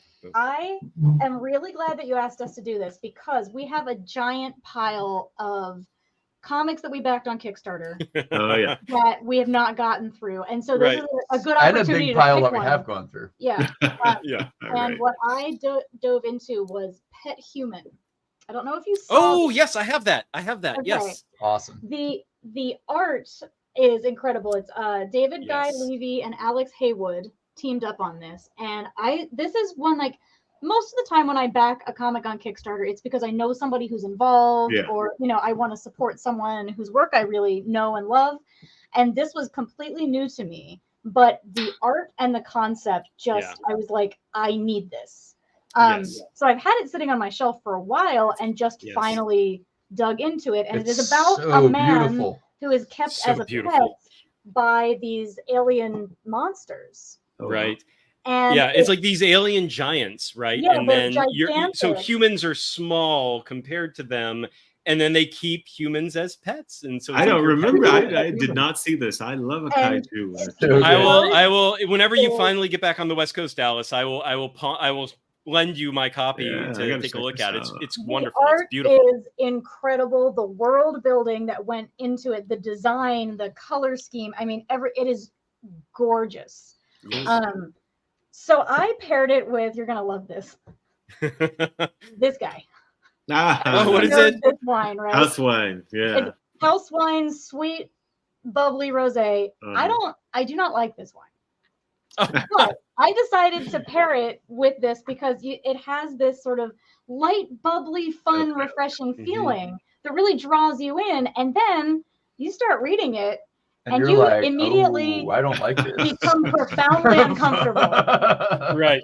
This book makes me deeply uncomfortable in a number of ways. Ooh. Because the art, I'm like, I want to know everything about this. And yet you're watching the way that this guy is treated by a completely loving family. They love him so much. They want the best for him, but they have no idea what's best for him. Right. Because they don't understand his needs. So you immediately become uncomfortable with your own relationship with your pets. Yeah. With your own relationship with your humanity. Yourself. Yep. And even the way that they draw the human characters, like the way that they draw his body, just makes you very uncomfortable. So I thought that it paired beautifully with a bubbly rosé because that you didn't like. A shared color scheme, a shared fun factor, but one of these cans will fuck you up. So that's where my thinking went. And all of that being said, I cannot recommend Pet Human highly enough. This is an amazing book. Everyone feel uncomfortable. Lean into it. Absolutely. Yeah, if you're into really sort of like existential dread, this is the comic for you. So, I mean, it's a book that makes you think because it does re-couch your our pet ownership and our relationship with pets. And it's a good thing to kind of check ourselves every once in a while and be like, oh yeah, think about it from this perspective now and again, because and I think it really made me think about like my understanding of my humanity also, because it's like we understand ourselves on a certain level as like the top dog. Take for granted. But when you start putting it into perspective with something that is a more superior Chopper, or whatever dogger. being, and start really breaking your actual needs down, it gets real weird real fast. So that's and I think so does drinking a bunch of bubbly sweet rosé. It's a lot. Bubbly sweet. That's not a good name. All right. Yeah, sweet. Great job. Jayel. So I'm going to go back to my classic, which I had to dig up, but it's something I refer back to a lot. And it was the first anthology I ever read, Turtle Soup. Oh, wow. Have either of you read Turtle Soup? Yeah. It was my first. I don't think I have. I know of it. I don't think I've read it. It is so much fun, and back in the 1900s, I was reading this in the late 80s, early 90s, and I remember just being like, wait, but these are the turtles. How come every 8 pages is like different? Like the art is different, the story is different. Like what's going on here? And like it was weird. Like at first I like threw it down and like I hissed at it like a cat and walked away, and then like I came back and I was like, but it's really cool, and like it's rich, at times it's pretty heavy, you know. It's Mm-hmm. dark, but it's also sweet. Not too sweet, just sweet enough. And so, you know, for me, I was thinking about this and I was like, this needs to pair with not a wine for me, but a chocolate milk stout. Because chocolate milk is totally what I was drinking when I was reading this the first time. I like the way you're thinking here. And the chocolate milk stout is like, well, first of all, this chocolate milk stout is like 8.7, which is like, you know, I'm drinking it like it's beer. It's not beer, you know? So it's like, you know, you have a few of those and you're like, all right, I need to feeling it. Switch to water or, you know, like please have a seltzer in between. But yeah, Eastman Laird playing with friends. Exactly. Yeah. There's a beautiful foreword in here about how they saw this as the future of comics, you know, and for me, collaboration over competition has always been my mantra. You know, whenever I'm dealing with other creatives, I'm always reminding myself, this is not competition. This is collaboration. What we make together will be way better than what we can make on our own. And if we can collaborate, we will make stuff that will make the world a better place, you know? And the more of us that collaborate, the better it'll be. And so for me, that's what this was. And the chocolate milk stout totally nailed it. I think. Is it, what's the brand? Are you thinking Nitro? It's Eugene. So I don't know how. Eugene, yeah. Actually, just FYI, Hershey's now makes a Yingling chocolate. No. Oh my God, no. Well, they're both in Pennsylvania, right? That's where I grew up. Pennsylvania. I grew up 45 minutes away from Hershey, and where I grew up, we don't call it Yingling. We just call it lager. You walk into a bar and you say lager, and they know exactly what you mean. That's the most hyper local and yet not thing. And yet not right. Yeah, they apparently have this this crossover now. Well, we were actually going to go for a hyper local chocolate milk stout, but they didn't have it at the place where they usually had it when we went to buy it today. So we got a different type. And I'm actually really happy with this. Oh, good. That's good. All right. Great choice. And I feel like the art on the can, like this, it's like a cow's face eating chocolate. I gotta like turn it for you to see it because of the glare. But like, it's so like, that goes right with absolutely. It goes right with turtle soup. Fort Collins, Colorado. Okay. And while I was looking for it, I actually found a few of my other turtle comics, which are like, you know, treasures from OG from my childhood. Oh, look at that cover! Yeah, man. And I love that their concept of, you know, letting multiple people play with their characters has continued. You know, there's been so many iterations of the turtles at this point. Every single series, like every couple of years, there's a completely different take on the Ninja Turtles. And I love that. That goes right back to what Eastman and Laird set out to start with Turtle Soup, and like it's continued and it continues to continue, and I just love that so much, you know. Well, I'm glad that you're drinking something you enjoy. I'm glad everybody else here is drinking something you enjoy. I'm sorry you like being uncomfortable. As soon as this is done, you got to go crack something open you do enjoy, whatever that is, whatever you've got. I really feel like I enjoy reading things that make me uncomfortable. So since, you know, we're pairing things, it's just how it had to be. But. Now, to be fair, you can, if you want to do a pairing, you can do the opposite. You can do a contrast. And they can balance each other out with the pairing. So that's always something to think about if you don't want to go down the I hate myself route. Like a whiskey, and I didn't want to be drinking whiskey this whole time. You would have seen a very different side of Lynsey. Well, you know, it's funny. This is the last glass of that bottle that I had, and I had kind of a glass and a half when we started the show, and I went through the first glass like within our first 30 minutes, and I was like, I need to switch to water until we actually get to the pairing. So I have something in the glass now. So all right, guys. Well, thank you so much. Great job, guys. Seriously, great work. We look forward to following what else comes out of oh-nesh-ee, oh-nesh-ee Press, and any other creators associated. keep us abreast of what, and we'll follow you guys, of course. Thank It you. was so Great much job. fun This being was here. a blast, and thank you so much for taking the time to read through the whole thing and think Of so course. deeply Oh, about yeah. it. That's awesome. I really, really appreciate that. That's what we do. And It's what we do. Yeah, it's what we're here for. we do like at least we're probably now we're toning down. We're doing 4 Kickstarters a year, so like we've got a couple of comics that are definitely ripe for pairings. If you Yeah, All yeah, right. yeah, really ever great. if we didn't Absolutely. if we weren't terrible guests and you think that we should maybe come back sometime. If we can promise, We're not at to spend 2 an hour hours and talking about 23 mayonnaise. minutes. I think we did a good. I think, I you think we got guys- the yeah.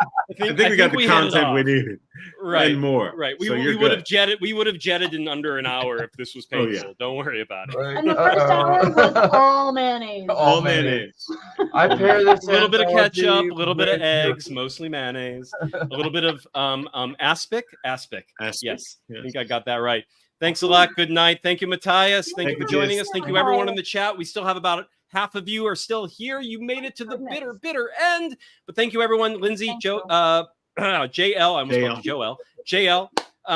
It's been wonderful actually meeting you Really on has. camera for the first time and Yeah, chatting Yeah, with thank you you. so much. This And was yeah, so much like fun. Dallas said, I'm looking forward to whatever you got next. Don't be a stranger. Absolutely. I'll chapter this whole video within the next day or so people can come back Super and cool. check the whole thing out in nice orderly fashion even after the live stream.